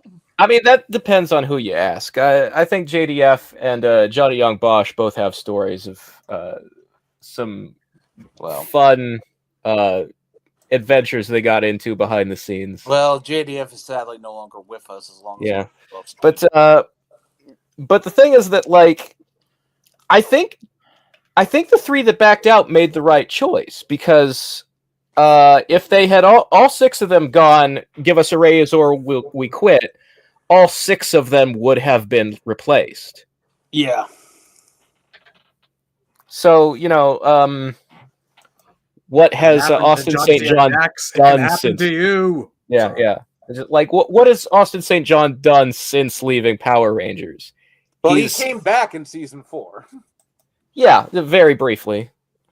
But like that kind of shows you like none of the ones who left quite had as much fame after the show as the ones who stayed. Trang was tragically cut short, so I would have to look up what year she died. I'm pretty sure it was well after like the main cast had all left by the time of Turbo. 2001. Yeah. By that point in time, like that, man. By that point in time, none of them were still on the show. What'd you say, Shad? I'm never. I think that was the first celebrity death story that actually kind of like freaked me out, man. Yeah, because getting her head cut off in a car accident. Jesus Christ. Yeah, she was. It was like I don't know. It was just bad. I think that shook me as a kid because I was like, because I think she and Shree and Kimberly were like my first crushes.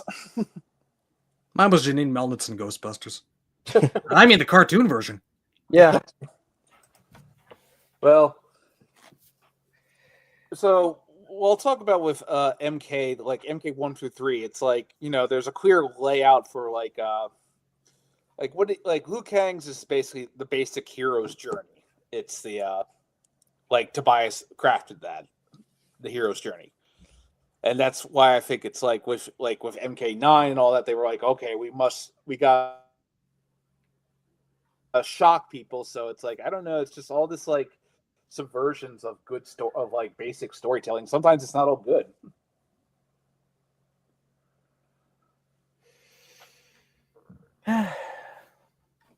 Sometimes, I mean, that's the thing about you know, modern writing is that there are people who think it's still a novelty to be subversive or to like twist away from the traditional hero's journey and like, I don't know, deconstruct something. And it's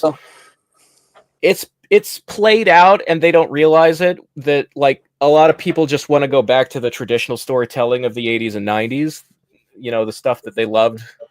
I think we're witnessing the death of postmodernism before. Yeah, it's not happening fast enough for my taste. But postmodernism is dead, and a lot of people who are still writing in that style are just not ready to admit it. Well, here, because it's like in this day and age, it was like, you know, you brought back, you know, a beloved hero from the past, but and you reveal that they lived sad, miserable lives after you last left them. It's satisfying no one. Yeah, it's like nobody wanted that. Remember when we dreamed? People like happy endings for a reason, man. Yeah, because it makes them feel better about themselves. You know, I'm a cynical motherfucker. You know, I don't think there's actually any hope for humanity. I think that my ideal version of paradise is just beautiful orange groves and open fields as far as the eyes can see, and cats and dogs running free, and millions of human corpses. That's a beautiful thing to me. But I still need to dream too, you know? I get tired of all the downer endings, you know? It's one of the reasons I actually don't like fucking, what's his name there? Avi Arad? The guy that did Midsummer, was that it? And was it Avi Arad? No, Avi Arad is the producer of the Sony Spider-Man movies. Right. And he's been kind of a cancer. Thinking of Ari Aster? Ari Aster, there you go. That's what it is. Ari Aster, Avi Arad, J. Jonah. Why are they all fucking Marvel characters? Why? Anyway, I actually don't like a single one of that guy's movies. I can't stand them because they're always such fucking miserable downer endings. Yeah, I don't really go for A24 movies as a rule. Hated Hereditary, hated Midsummer, didn't watch a thing after that. Indie hipster bullshit. Speaking of what, that reminds me, I think MK3 would have been a good ending if that was the end of MK, because it's basically the Return of the Jedi ending. Or at least that's how I always read that. Yeah. That's a way to look at it. Like, it is entirely possible to conceive of a version of Mortal Kombat where like 3 was the end of it, you know? Like, You've taken down your emperor. Literally. Yeah, MK1 through 3 is all one continuous story, and 4 is very much like a sequel in the truest sense, where there's been an ending and you have to like get back in there. Like when you have a complete movie like Die Hard, and then you make Die Hard 2, that's a hard sequel. Yeah. And then you make Die Hard with a vengeance. And it's one of those things like you know, people have been debating for decades about whether that kind of sequel is even necessary, or if it was only, you know, done for the money. Is it worth telling a story when this character can be done and you've got a complete beginning, middle, and end with them? Well, yeah. That's one of the things I hate, is that I don't know if Marvel started it with the MCU, but it's like nothing ends anymore. They got to go on forever now. Well, that was the defining feature of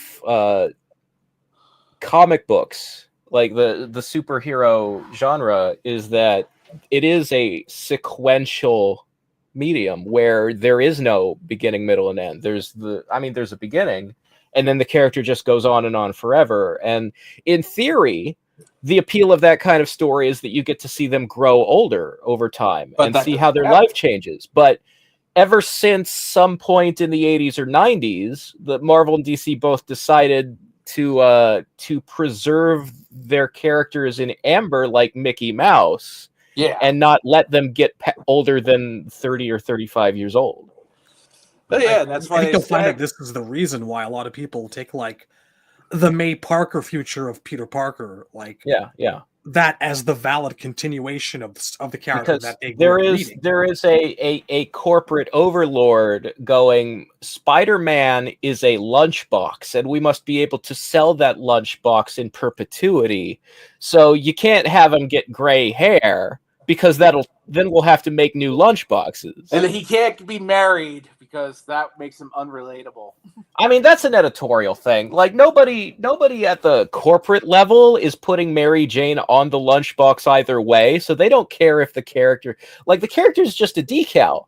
It doesn't matter what his personal life is. That's up to the writers and editors to give a shit about. And the problem is that the people working at Marvel as editors these days have these very like stubborn opinions about like, this is my character and this is the way I like him to be. One of the reasons why I like adaptations like the movies, TV shows, and cartoons is that they can actually give the characters endings. Yeah, it's comparable to going into MK11.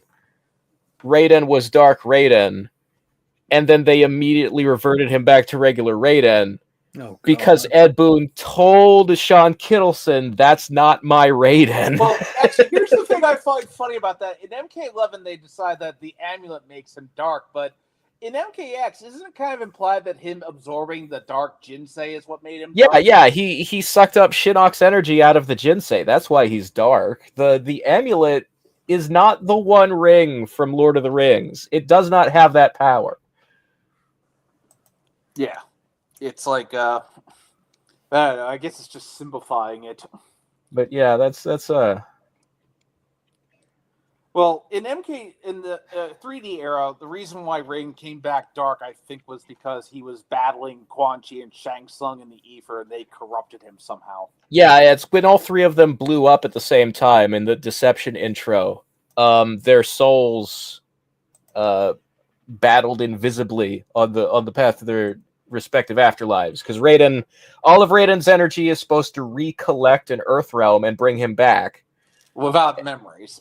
Yeah, like the story goes that normally when a god dies and their energy collects again, they will be reincarnated as a new god. Like they won't be the same person anymore. It's like, reincarnation, like the Buddha, the religious version is that when you die, you come back as a baby and it's the same soul, but you're a new person and you don't remember your previous lives. Yeah.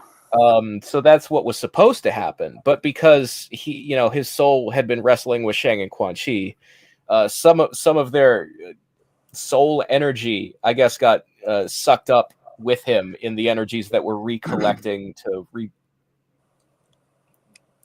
rebirth his body. and that's how he became Dark Raiden. It corrupted his soul, basically. And then he went and took Liu Kang's corpse and reanimated it. Yeah, he got Zombie Liu. Well, I think we're really like that's what we kept us coming back to in the 3D era. Since I remember being on MKO with you guys, we were talking about we were having fun discussing where the story could go, where it could. Yeah, it's the same thing as like Marvel preserves status quo by having just the timeline is not allowed to move. Like Franklin Richards doesn't have a year he was born in. It's just always 10 years ago. And same thing with Peter Parker will always have been Spider-Man 10 years ago. They assign amounts to things, and those amounts never increase. They don't assign years to things. It's just they're kind of stuck with the fact that Magneto's backstory kind of happened in the 1940s. Yeah, but everybody brings that up, but everybody also forgets that there was a point in like the 80s or 90s where Magneto was like de-aged into a child and then restored to the prime of his youth. Yeah. So that it doesn't matter how old he is anymore because that happened at some point in his past. Yeah. But not many people remember that. Yeah, it's difficult to adapt that into a movie. So you're still dealing with when we make the X-Men, can Magneto be 90 years old? How do we write around it? Well, it is a matter of time until they Captain America the guy. Yeah, it is a matter of time until he takes like an ice bath for 50 years or 100 honestly, I hope they do. You know, in the Ultimate Universe, the Weapon X project had a hold of Magneto for a little bit. They could probably just do that. You know, stick him in a tube, and then you don't have to worry about his age. Yeah, that's the thing that's why Captain America being from World War II works. You just change the year he gets fought out. Yeah, all that matters is when he woke up. So, but the thing is that's how Marvel handles it. How DC handles it is that they reboot their entire universe every 10 or 20 years. Yeah. And that's where Mortal Kombat is now. The way they fight having the characters permanently age is just throw everything out and start over every couple of games now. Well, I think also that's why with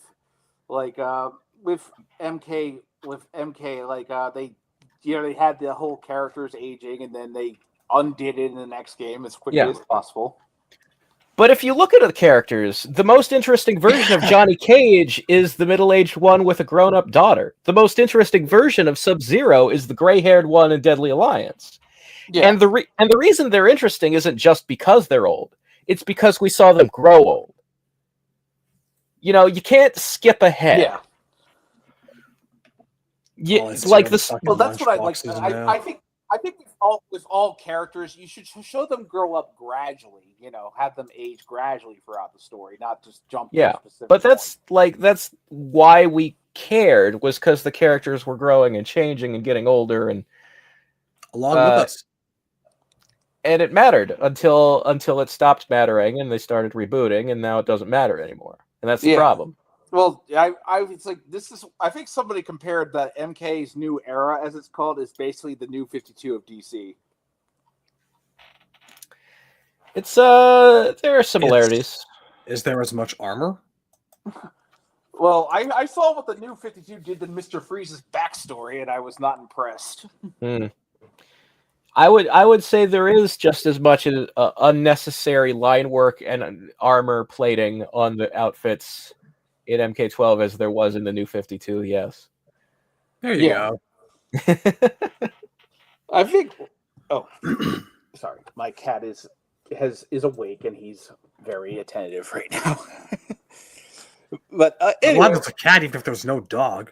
I'm still worried about what I was hearing. Well, I think somebody has a dog. That's probably what it was. Coming into my apartment complex with a dog. That might have been it. So a question. I guess for you guys, who's your favorite character story-wise from the original timeline? Who do you think has the best story? I mean, we've answered this question before. I think I've certainly said Sub-Zero and Kitana, mostly Sub-Zero, because Kitana sort of stopped having a story after Deadly Alliance. Yeah. There's who my favorite character is, which is always Smoke, and there's who has the best fleshed out storyline, which is Sub-Zero, because no one else really gets the kind of character path that he has. Yeah. And That to be goes clear, from- when we say Sub-Zero, we mean Kuai Liang. Oh yeah. That's the thing I think that's the problem I think Because when we think of Bi-Han, we think Noob Saibot, right? Yeah, I think that's the problem with Kuai Yang is that his character kind of peaked back in the Midway days, so there's not much to do with him now. Oh yeah, they're well, it peaked because they're afraid to do anything more. Because the point that they left him at, he was one of the most powerful characters. You know, he had the dragon medallion and the armor of his ancestors. He had completely resolved pretty much most of his personal, the problems with Scorpion were solved. The problems with his brother were kind of getting there in Armageddon. The problems with Smoke were being forgotten and ignored. Oh yeah, so close. Yeah. But the only thing that was really left for him to do was to set up who the next generation of Sub-Zero in future games is going to be. Yeah. And, they don't want to pull the trigger on having 3 Sub-Zeros. Yeah.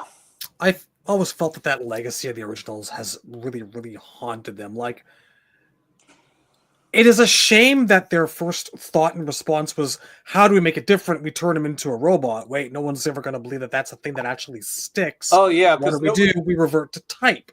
That's something I wanted to bring up, is that I think you said nobody in MK9 believed in Cyber Sub-Zero. Like, nobody really wanted to do it, and everyone knew it was just going to be a one-time thing. Well, it should only be a one-time thing, because it's a bad direction to take him in. Oh, yeah, because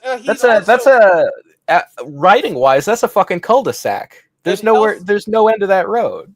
And also, it's like Cyber Sub-Zero, it's like Sub-Zero is like your most iconic character besides Scorpion. Of course, you're not going to lose him.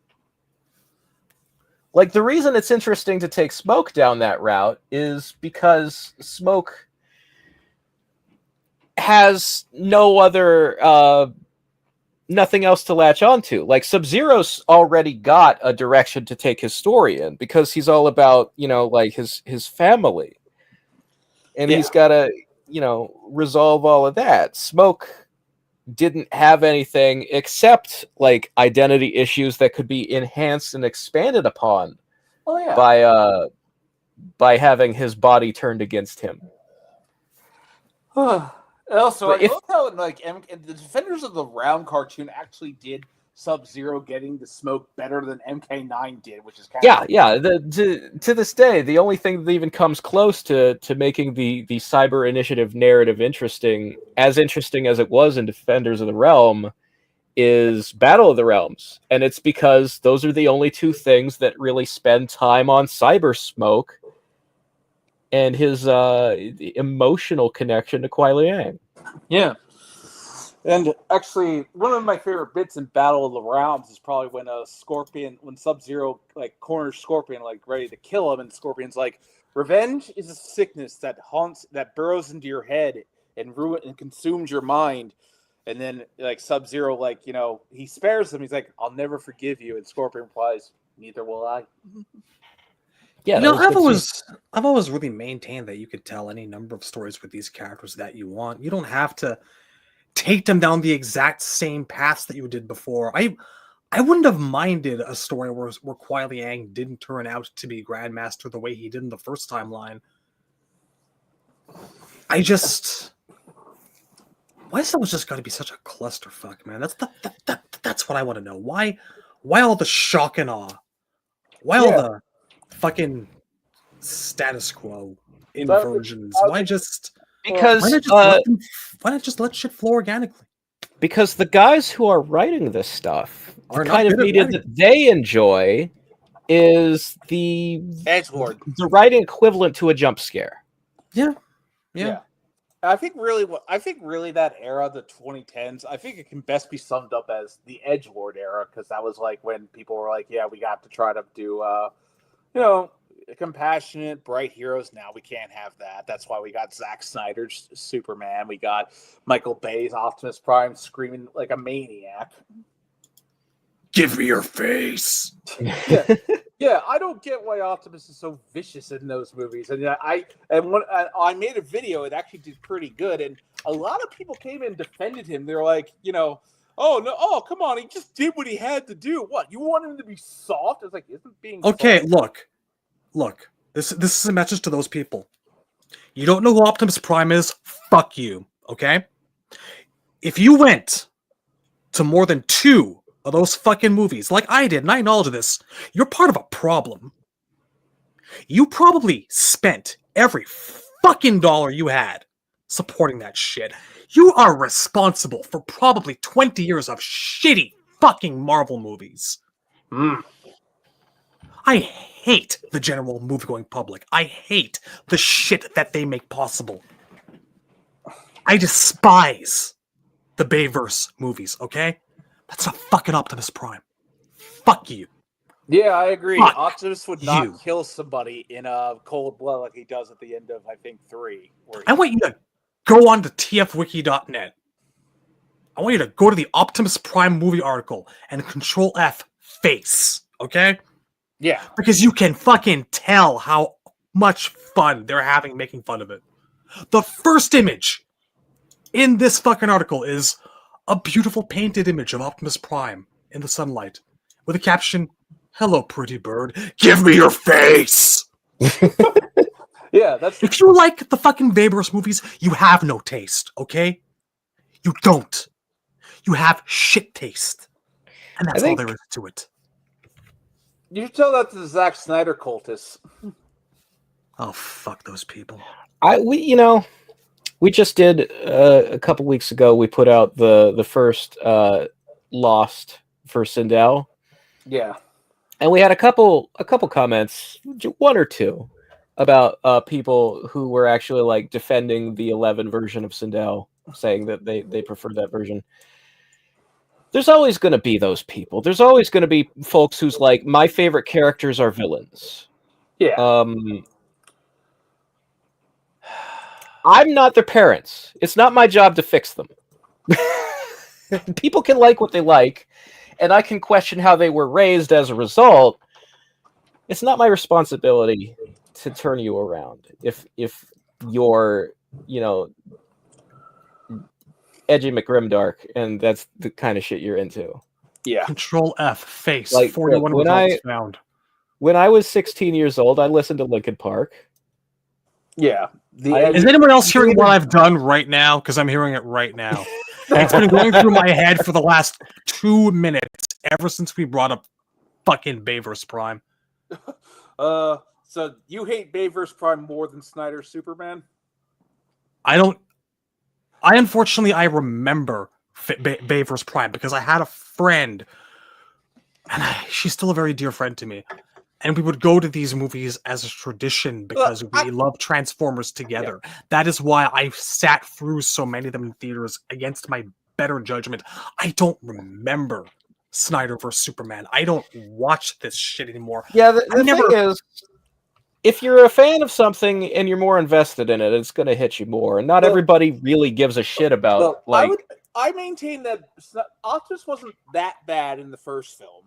No, not in the first film. Like, he didn't become a psychopath until after he came back from the dead, which... Well, no, it was before the first one is the only one that's remotely worth watching, and I stress remotely. What's cracking, little bitches?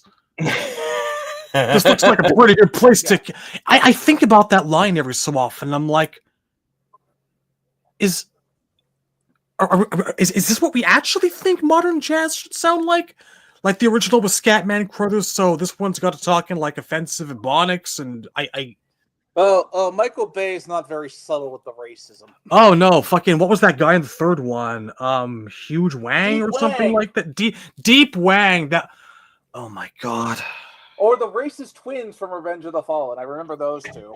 Everybody does. I had dismissed them from my fucking... You can't see it, but like my head is actually on my desk right now. You were watching Revenge of the Fallen in theaters. I think the part where Bumblebee like slaps it together, my friend who was sitting next to me just got up and applauded. It's like the thing is that there are always going to be people who don't have the attachment to a certain franchise. And so let's say somebody who doesn't give a shit that much about Transformers and then goes watches those movies, he's not going to be as affected by them being wrong. But then maybe that guy is a Superman fan and is going to be more affected by, the Snyderverse. Yeah. And vice versa. Shad is clearly someone who, loves Transformers and is not that invested in the fucking Justice League. So yeah. Well, I used to be. I kind of realized, I still have a bunch of old school Justice League trades from, the 2000s and the 90s. And when I was a kid, I loved Justice League Unlimited, obviously. Obviously, that's not mainstream Justice League, but, the 80s JLI fucking run is one of my favorite things ever, because it's hilarious. You're never going to convince me that, Guy Gardner mooning Batman isn't hilarious. That shit was an amazing run. But, when it comes to Zack Snyder, those movies are so dry and boring and empty of emotion that even going into them as a big DC fan, I just really didn't care what was going on most of the time. Well, yeah, I think you said Ed likes Zack Snyder's movies, or at least that's the problem. That's the problem. Oh my god, I feel like I could fucking write a goddamn book based off that sentence. Yeah. No, it's because it explains so much, as the phrase goes. Ed's media literacy, I have suspicions about it not being very high level, let's say. Yeah. I think he just really likes things where, he's the kind of person who would say just turn off your brain and enjoy it, about, a movie that has a lot of explosions in it. Yeah. And that's kind of where he's at with the things he enjoys, it feels like, based on the things he says on Twitter and I'd like to believe better of him than that, because based on the guest characters we get, he clearly enjoys some of the higher quality of the 80s, those first two Terminator movies they're not just good action films, but they're very cerebral and emotional. RoboCop, the first one at least, is a very intelligent movie, and it has a message, The message of the second one is robot needs drugs. Yeah, but I mean, the first one, Paul Verhoeven films generally have something to say about society. Yeah. And that's the thing. It's like with Mortal Kombat, what would you say Tobias's theme was for his stories? What do you think? I think Tobias was very much just, following the hero's journey, a feel-good adventure narrative where, if there is a theme to the original Mortal Kombats, then it's very much what Raiden states outright in the 95 film, which is the potential a human being can also, do it's not about death, it's about life. Well, that line is just filler. Okay, I've never really liked that line because it doesn't mean anything. It's also very much about death. It's also about chopping the other guy in half. But what the actual meaning behind Raiden's, what he's trying to teach the characters in the first movie is that you can be anything you set your mind to. Yeah, you look at Goro or Sub-Zero, supernatural creatures and supernatural powers, and you think we can't possibly win. How are we not doomed? And Raiden's there going, you can take them if you just put your heart in it. Just try. And that's why when Johnny Cage says, "Oh, we fight this tournament. It's our fight," he's like, "All right, somebody understood." Yeah. So the story of Mortal Kombat is about it's similar to Terminator, where Sarah Connor's motto is that there is no fate but what we make for ourselves. The motto of Mortal Kombat is that even though you've got a character who is called the protector god of Earth standing there, Liu Kang asks him, "Why didn't you save my brother Chan?" And he's like, "Why didn't you?" Yeah, why didn't you? It's not his job. Humans have their free will. You know, I don't if a think that- god was doing things for you, he'd be taking away your free will. There is no fate. There is no destiny. Figure out what you want to do and have the willpower to do it. It's up to you to be all that you can be in this world. I don't know if he was trying to write stories about self-determination or not, but I think that Mortal Kombat as a series just kind of naturally really ingrained itself into that. When they figured out that Raiden worked best as a kind of mentor figure, it's a narrative that kind of came together within the space of a couple of years, not at the beginning. I don't think that he was out to write stories about self-determination, but that's what they wound up being at their best. Well, I think it's because it's sort of ingrained in the character of Liu Kang, as Liu is one of the few characters in the franchise who comes from nothing. Like, he doesn't have supernatural parents or a heritage or a lineage. He's just some guy. And yet, through hard work and determination, he becomes the strongest guy in the Mortal Kombat universe. Yeah, and also So you can't really tell stories where that kind of thing happens when other characters do have lineages that give them superpowers without at least accidentally acknowledging it at some point. I think that's also why Tobias said Liu Kang was the hero, because he was the one that had the highest morality. He was, yeah. And again, like Johnny Cage and Sonya Blade are both like from the real world, and whatever powers they get them through training. Like they are inducted into this magical world, starting at zero and building up, and it's all triumph of the human spirit. Yeah, normal people can accomplish. Ordinary people can accomplish extraordinary things. That's what Mortal Kombat is about. He says, I think Raiden says something, mortal men and women fighting for their round. Yes, that is the reason it is called Mortal Kombat, and mortals fight in it. And that's why it was annoying they made Raiden the main character of MK9. Yes. 9 abandons the central premise of the Mortal Kombat franchise. Because I think, didn't you say Tobias was like, wait, why are people mad at Raiden? Like, what's going on here? Well, yeah, Tobias, he was talking on social media about how he was like getting caught up because he wasn't familiar with what the games had been doing since he left the company. And one of the things that he was sort of getting caught up on was, what's all this God of Blunder stuff about? Why does everybody hate Raiden now? And people explained it to him. Yeah. It's just because he was written to be an idiot. Like, it's like you were saying, I wonder what Ed's response would be to how people reacted to Raiden in 9. And my thought has been, Ed cannot have been that surprised, because the way Raiden is written in 9 was done on purpose. Like, that's the story. He fucks up on purpose. You can't write that story by accident. You can't write a story where Raiden fucks everything up and then be surprised that the fan base now thinks of Raiden as a fuck up.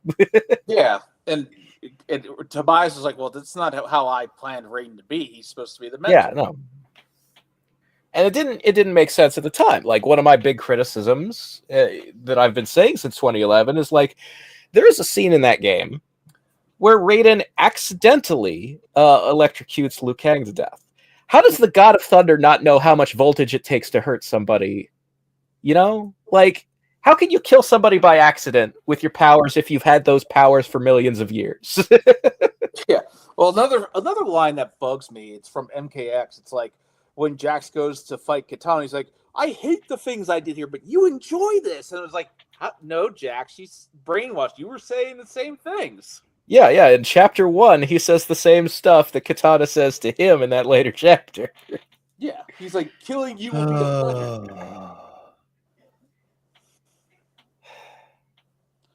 All right, I think that's about it for me for the night. Yeah, I think so too. But yeah, it was another thoughtful introspect. Because I think, we started talking about what we hate, but then we were like, let's remember what we loved about Mortal Kombat.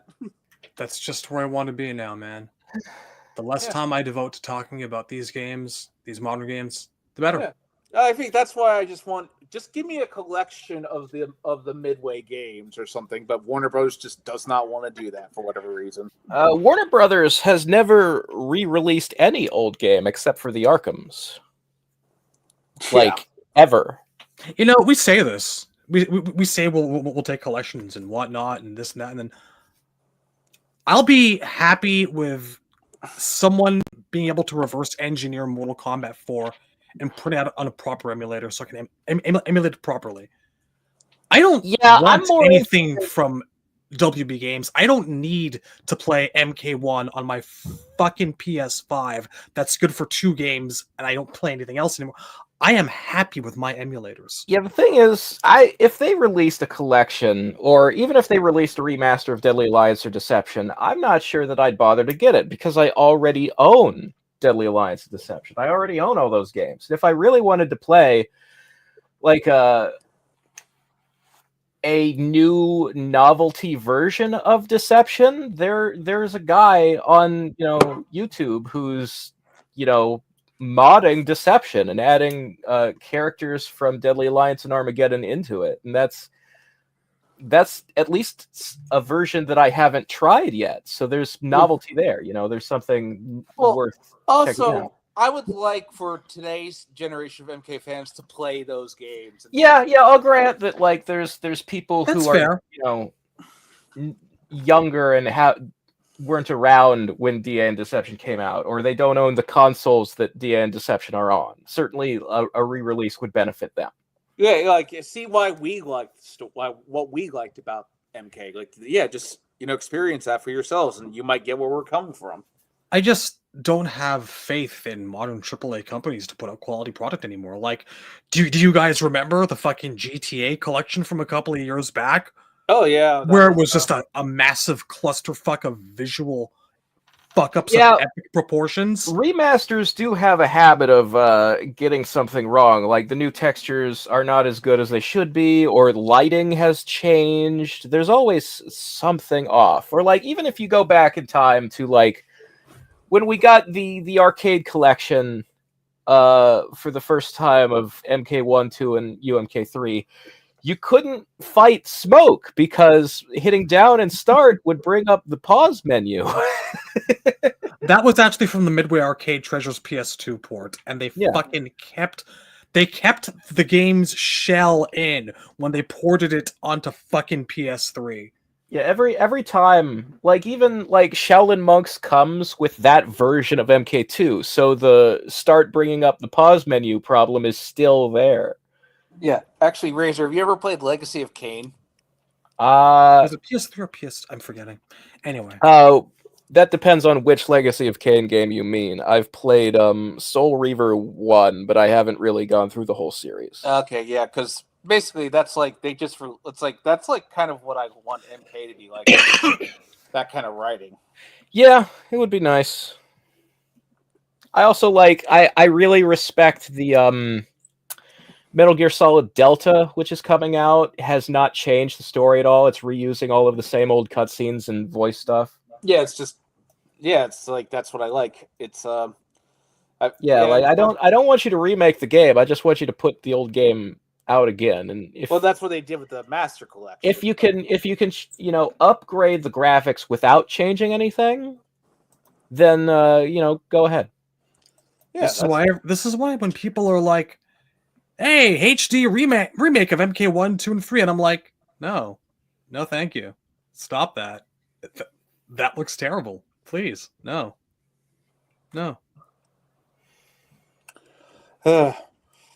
Still, I mean, it's just like it would be nice just because I do like game preservation, and Warner Brothers, I think, just does not care about anything MK that they didn't make. No, they don't see the profit potential in re-releasing a 90s game. Yeah. Because I've heard Ed is pushed for that, or a Shaolin Monks remaster. And I'll give him that. Like, he actually definitely wants to. He's been talking about wanting to remaster Shaolin Monks for quite some time now.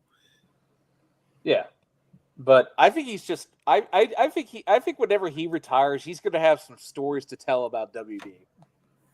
I think they're all going to be the same story that an executive stonewalled him over and over again. I don't know that it's going to be that interesting. Yeah. But I think he's just sick of MK, because I think when you do one series for 30 years, yeah, you're going to get sick of it. Yeah, he's just there's. I don't think that he dislikes it, but I do think that like a boredom sets in, and that's why he keeps trying to make every game something new. That's mostly for him to like get him excited again. And yeah, because when you do the same thing for 30 years, you're gonna feel stagnant. But at the same time, I'm sure he appreciates that. Yeah, it's basically what made his life. I mean, it's partially his baby. You know? Yeah. I mean, that's the thing, though. I always wondered, like, if Tobias was the one who came up with the mythos, the character designs, like, how is Ed also co-creator? I mean,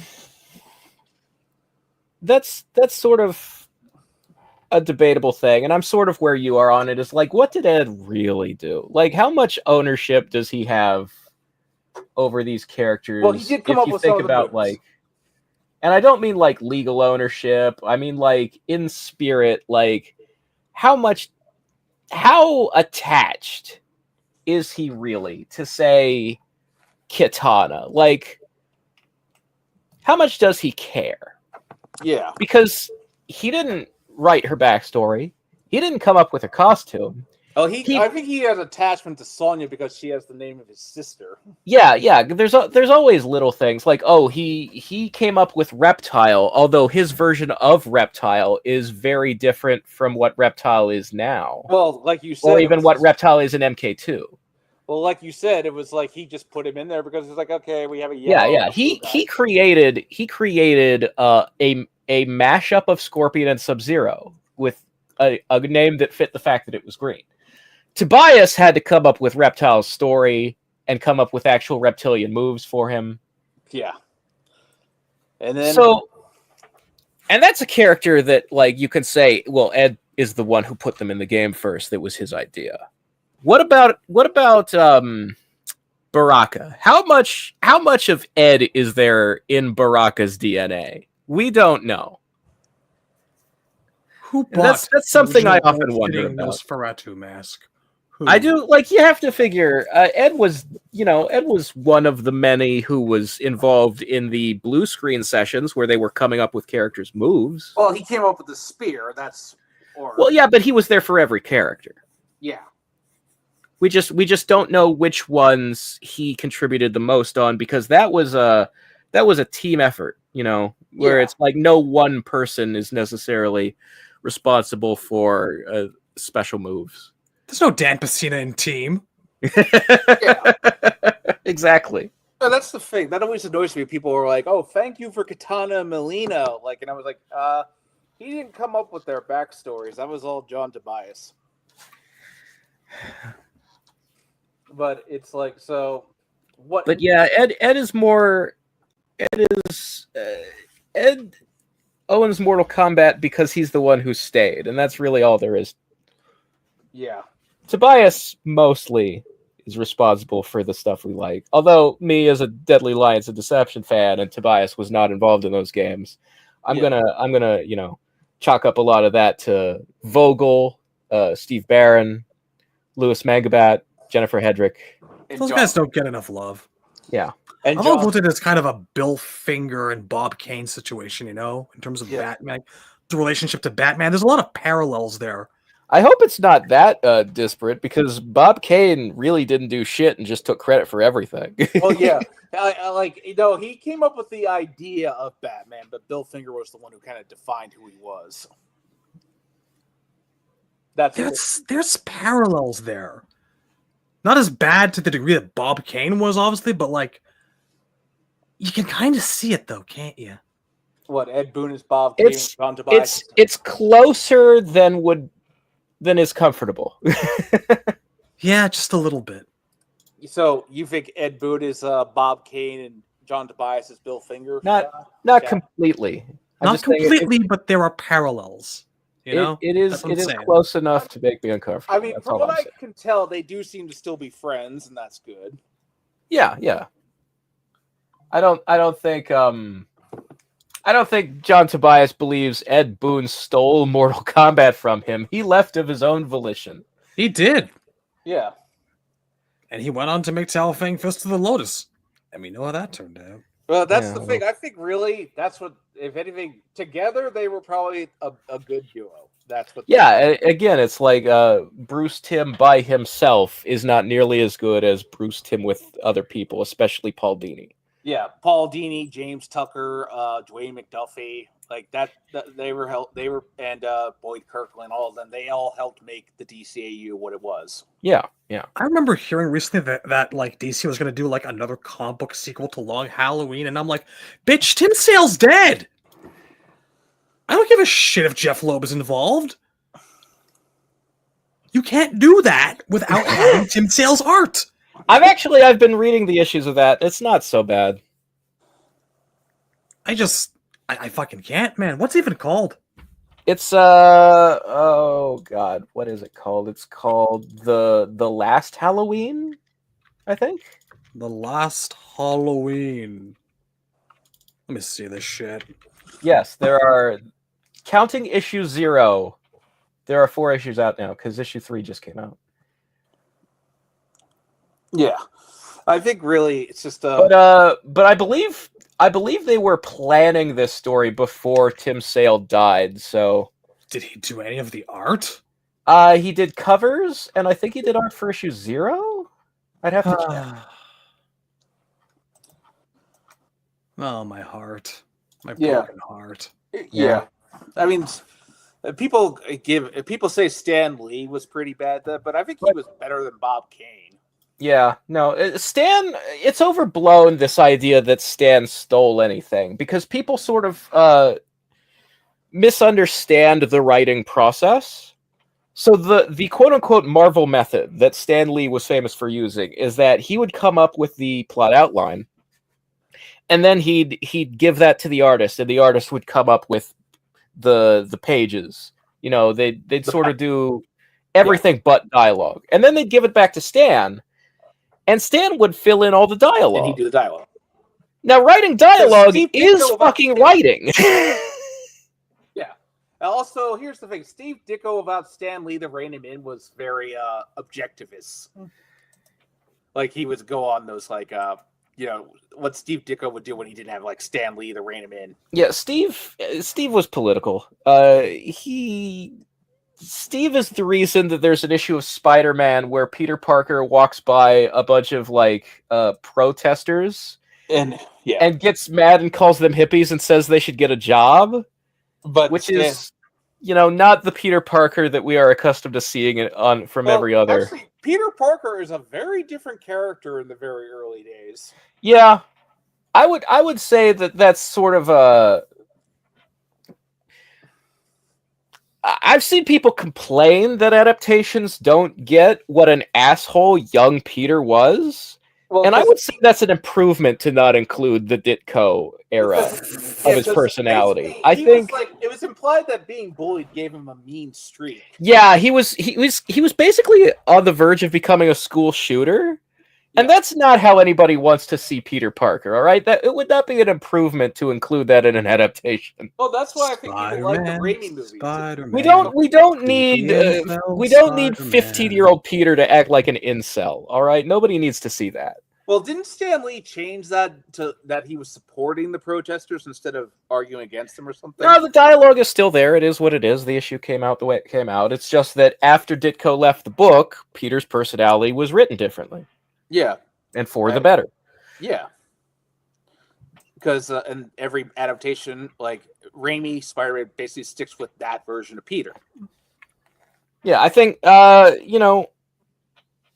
for a lot of people, Spider-Man really starts when Ditko is replaced by John Romita. Yeah. Because that's when the Green Goblin identity gets exposed. Because although that was always going to be Norman. Yeah, one of the reasons Steve left the book is because him and Stan disagreed over whether or not the Green Goblin should be Norman. So I've been told, yeah. Yeah. But I think Norman actually did show up in a few issues before he was properly introduced. So. Yeah, no, Norman had already been a character. It was just should he be the Green Goblin or not? Were there any other ideas at the time? No, Steve thought it was too much of a coincidence if the Goblin was unmasked and turned out to be somebody Peter knew. He wanted it to be like some new character. Yeah, but Sam wanted to be someone who the readers knew. Yeah, for the I bet drama. he fucking loved how Hobgoblin turned out. Well, we've been talking for 2 hours and 15 minutes. Almost. I need to pee so very badly. Yeah, I think we should wrap it up. Yeah, okay. So, closing thoughts?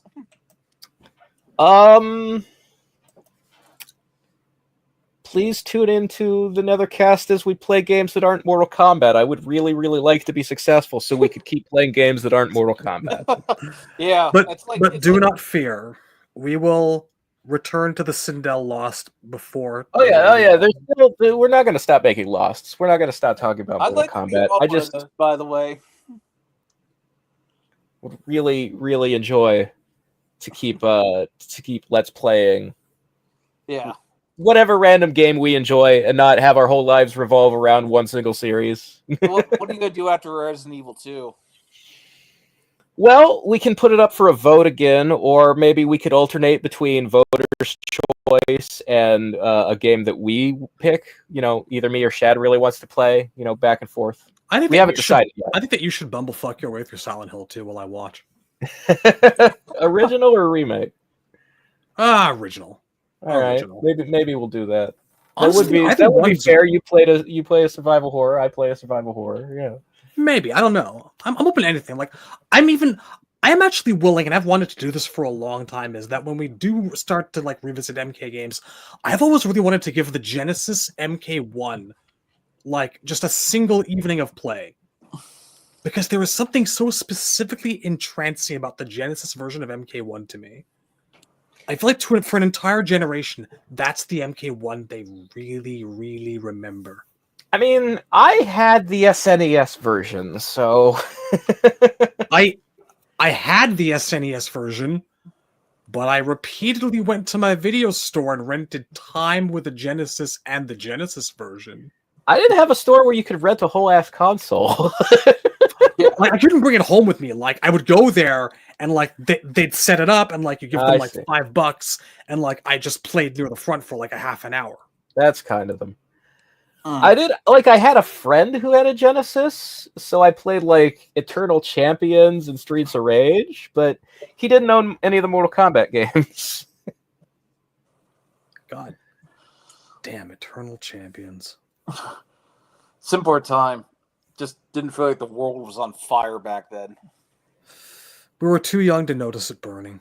It was always on fire. Yeah, we grew up in the best time to be a kid, but the worst time to be. Would you say that although we didn't start the fire, thank you, it was always burning since the world's been turning? Would you say that? I set them up, you knock them down. Oh yeah, it's things have kind of always been like this. Hey, quick question. Random question. All right. Brought on by the Neocitron and my wooziness. What do you think gets a new installment first? Eternal Champions or Darkstalkers? Place your bets. Oh, wasn't there talk about Eternal Champions getting a movie? Because of the success of the Sonic movies, Sega's making more franchises into films, and one of the names that came up was Eternal Champions. Well, I think they could do Darkstalkers because there seem to be that's been being put on collection, so maybe. The interesting thing is that the way the market is now, it's weird for one company to make more than one fighter, and Capcom has so many fighting franchises, but when they look at them, it's why would we do this instead of another Street Fighter or another Marvel Versus? This is why my answer is actually Eternal Champions. But that's the thing, is that Sega owns Eternal Champions, but they also own Virtua Fighter. They're coming out with a new Virtua Fighter, so... Okay, how about this? I bet we see an Eternal Champions guest character in Virtua Fighter before we see another Darkstalkers. It's not impossible. I will say, I do think we will get a full-ass Eternal Champions video game before we get a Darkstalkers 4. Ah, good times. All right. Well, I guess if it'll take any lesson, it's like series have highs and lows all the time. Sonic infamously had a huge low point in the mid 2000s, and now he's back in a good place. Yeah, I don't know. Like, It's nice to see, really. One of the things about like media is that these highs and lows would be easier to manage if they'd let things sit on the shelf for a little while here and there. Like, yeah, Transformers sort of went away in the 90s. Like, Beast Wars existed, but Beast Wars brought it back, basically. Yeah, but there is a gap between like Gen 1, Gen 2, and Beast Wars, Beast Machines. And then there's another gap between that and when the Bayformers stuff came out, where there's just Unicron trilogy before the Bayformers. Yeah, that's the thing, is that like these companies will keep creating things and keep pushing stuff out there. And sometimes people just ignore the thing because they really want a break from this franchise. Like, I would say that Transformers is in a spot right now where people want to take a break. And it's just, you got to stop making movies for a few years. Stop doing stuff. Wait for people to miss it and then bring it back. I hear nothing but praise for Transformers 1 from everyone I know who's seen it, which is not that many people, like 3 or 4, but it apparently fucking bombed because people are fucking sick of it. People just want to take a break, and Star Wars is this way. One of the reasons that when we were kids, Star Wars felt special. It's because it would go away for a while. It would go away for long periods of time. There were only 3 movies, and there were years between each one. And every time it was like each one, for all you knew, it might have been the last one. Yeah, and there's a big gap of like a whole decade between Return of the Jedi and when Phantom Menace was released. About I think it's like 16 years actually. It was a big chunk. And then there's a gap between before Attack of the Clones came out of a few years. And there were no TV shows in this gap. Like the Clone Wars show didn't exist yet. Clone Wars show didn't start until after Revenge of the Sith came out, right? Yeah. Yeah, and it's like after like Clone Wars had been airing for several years, that Disney gets their hands on this shit and they put out something every year. Constant Star Wars. It sucks now. Yeah. And it's not just because the shows aren't as good. It's because nobody wants more of it right now. Just take a fucking break. And that's why every Metal Gear felt like an event, because I will never fucking forget that. Every time a Zelda comes out, it's like this. There might be only 1 or 2 Zeldas in an entire console generation. They don't oversaturate their brands. Remember? Yeah. Hi, we'd like to announce that we've just bought Star Wars from George Lucas. 3 more movies! Same day. Yeah. There was not even a fucking week's pause. It was instantaneous. Yeah, well, that's the thing. I remember looking at the photos of George Lucas after he sold the franchise. He looks like he feels like he just made a terrible mistake. I remember it wasn't long after the sale that he did an interview where he referred to it as having sold his children to white slavers. Yeah. It's kind of ironic. A story that was about fighting the Empire is now owned by arguably the biggest media empire right now. Yeah, I will tell you what you can boil all of this down to is that the worst thing that has ever happened to media is the phrase lifestyle brand. Because that's what it means to come up with something every single year, to just constantly be pushing product. Disney wants Star Wars to be a lifestyle brand, meaning people own Star Wars t-shirts and Star Wars, bed sheets and posters on the wall and Funko Pops on their shelves. They have everything in their life revolve around an intellectual property that they like, and to just constantly be soaking themselves in that property. And that's not how people are meant to live, man. Yeah. Congratulations, fuckos. All I see is the lunchbox now. I think that's probably because, I don't know. I think things used to actually have endings, and now the MCU is like, nah, we're going to keep going. It's like, you kind of finished your story with endings. I mean, the MCU, people say that, but the MCU is just doing what the comics do. And it's not working very well. Well, I don't think they'd have had a problem if after Endgame they went straight into Fantastic Four and X-Men. But I think the only reason anybody has negative things to say about the MCU or is being like, oh, Endgame should have been where it ended, is because they're not interested in the characters that they're continuing with. If you had just done F4 and the X-Men right away, everything would be fine. Yeah. I'm still of the opinion most of these movies have actually been trash on retrospect. I like a lot of them. I liked Captain America: The Winter Soldier. I'll be honest, I like most of the MCU better than I like the regular Marvel universe. Like, I haven't ever really been a fan of 616 Captain America, Iron Man, or Thor. I like the Captain America movies. Well, I don't really like MCU Spider-Man very much.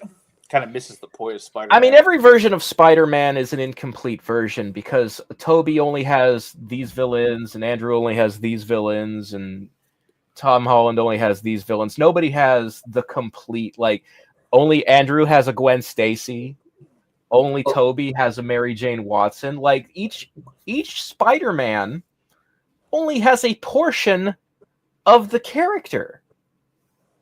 And that's weird. Well, Tom Holland's Spider-Man is basically just a weird mismatch of Peter and Miles. Only in so much as he has basically Genki as a best friend. Yeah. I still need to pee.